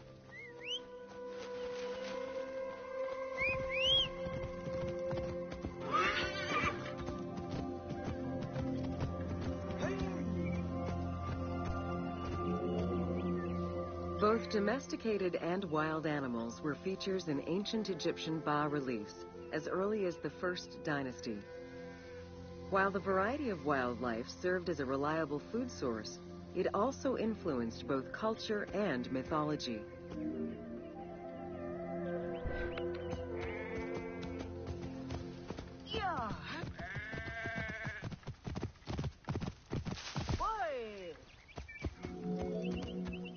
Egypt's terrain allowed for a diverse range of animals, including panthers, rhinoceroses, elephants, and many variations of antelopes.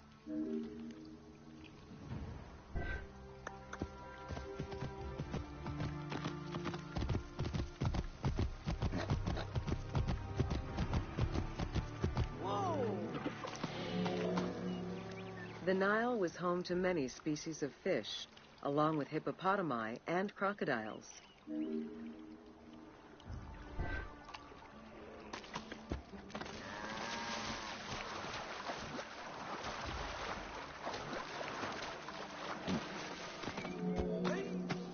The wide variety of birds that populated the riverbanks, from raptors and waterfowl to songbirds, were all cataloged within Egyptian hieroglyphic signs. Encounters with reptiles and insects, such as cobras, scorpions, and scarabs, influenced hieroglyphs and art.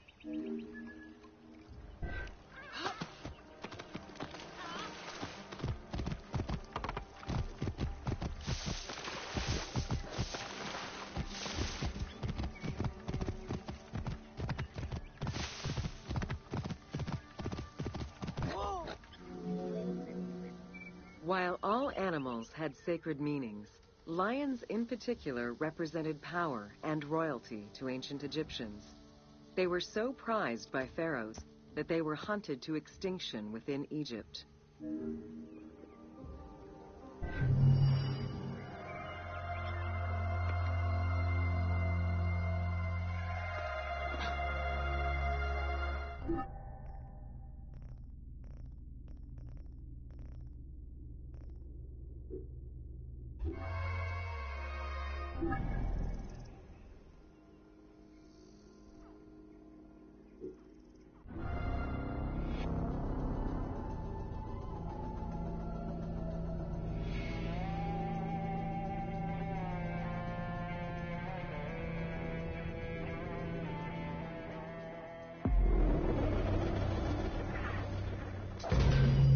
Welcome to Bread and Beer.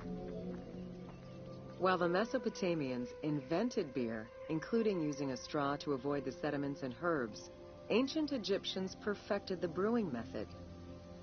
Egyptian beer's quality was determined by alcohol strength, color, and flavor.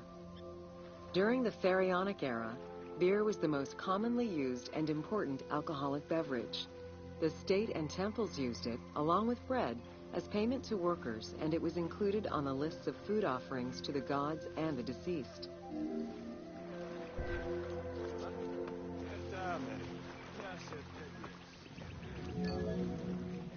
Beer was the popular drink of ceremonies and festivals. The festival of drunkenness was even dedicated to it. Considered to be quite nutritional, beer was also significant in the day-to-day lives of ancient Egyptians. Egyptian adults and children consumed beer with all of their meals, and medical texts include hundreds of remedies that contain beer. It remained the most popular alcoholic beverage until the Roman era.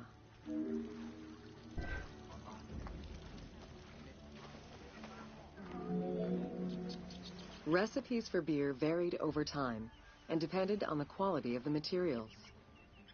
Bakers and brewers typically worked alongside one another at the same workshop or house. Many families often produced the quantity appropriate to their own consumption, with better quality beers produced for festivals and other special occasions. The most basic recipe used malted cereal as the main ingredient. Fruits such as dates were added along with honey and spices.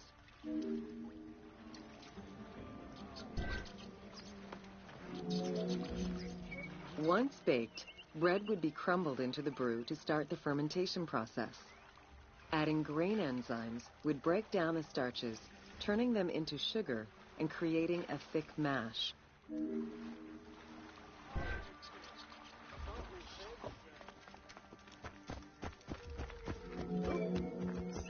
Once ready, the bread and grain mixture was compressed and then strained through a sieve with water into the mix of malt beer. Once fermented, the beer mash was transferred to large containers and again compressed by foot or with pestles.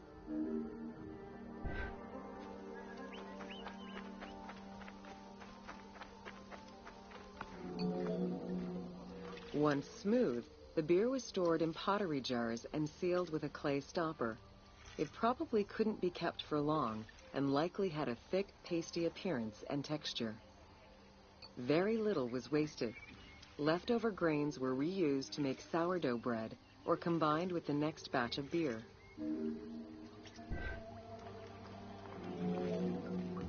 While there are many ancient accounts for making bread, most of the knowledge known about ancient Egyptian brewing comes from an account by the alchemist Zosimus over 300 years after Cleopatra's reign.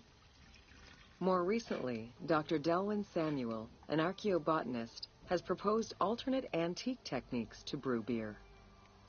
However, experts are unable to replicate an authentic beer since not all of the techniques and ingredients used by ancient Egyptians are known yet.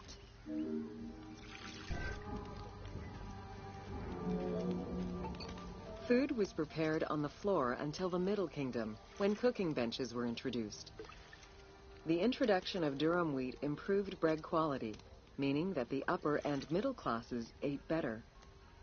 The poor, however, still made do with a diet consisting of a gruel made of vegetables, softened bread, or barley.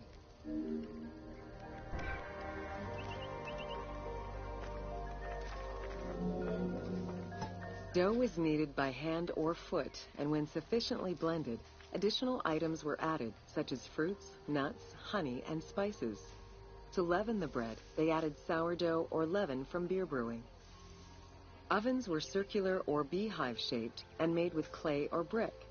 If there was no oven at all, a bread maker used the hot sand to bake flatbread, a technique still in use by some Berbers today.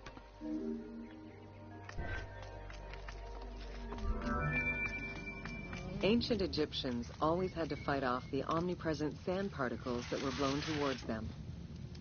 Despite their best efforts, sand regularly made its way into their food. Additionally, particles from the grain-grinding stone tools and ovens they used also contributed to attrition and prematurely worn teeth. The team tried to portray this through toothache animations and commoners sweeping sand off.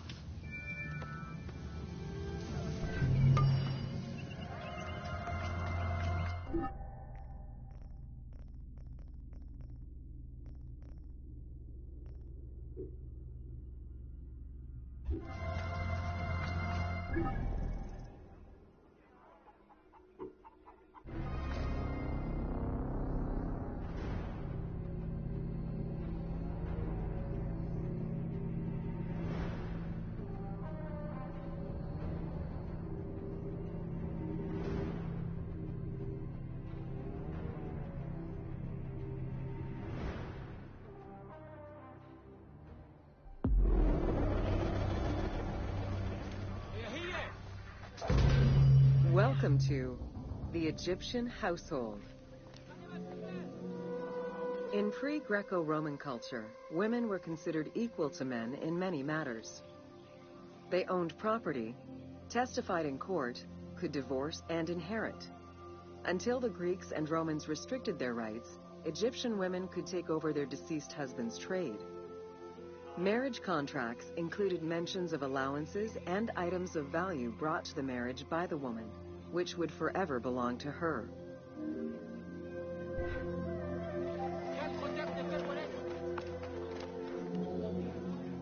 Certain professions were open only to women, such as weaving or professional mourning, while others were available to both genders, including working as servants for the rich households.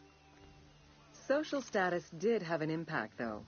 The higher in status, the easier it was to obtain education and access different professions.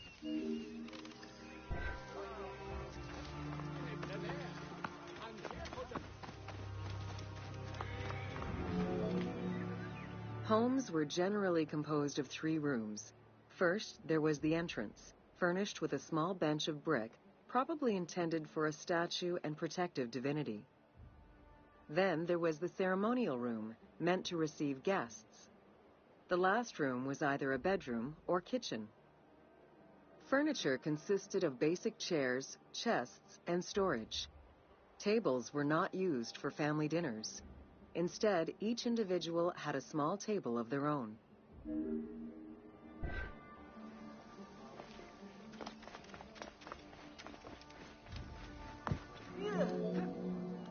Marriages were a social contract rather than a religious construct. Family was vitally important to ancient Egyptians, and children were considered a blessing from the gods. The father, mother, and their children were the nucleus of the family, and cohabitation sometimes extended to mothers-in-law, sisters, aunts, and sisters-in-law.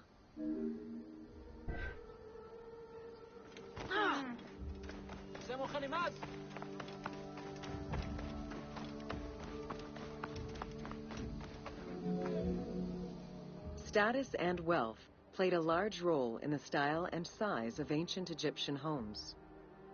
Commoners' houses were built with sun-baked mud bricks.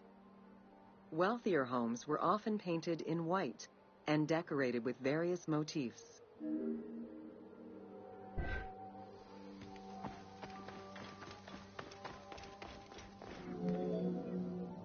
Town officials and the rich lived in mansions with numerous rooms that were luxuriously decorated.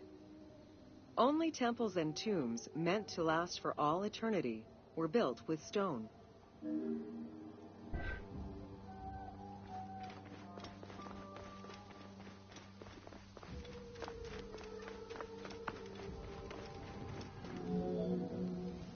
Funeral stone inscriptions focused on the main member of a household.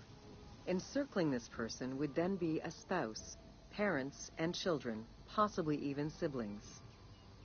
These stones were so structured because there were no surnames in ancient Egyptian culture. Parents and children were a sort of family tree, which allowed for the identification of the deceased.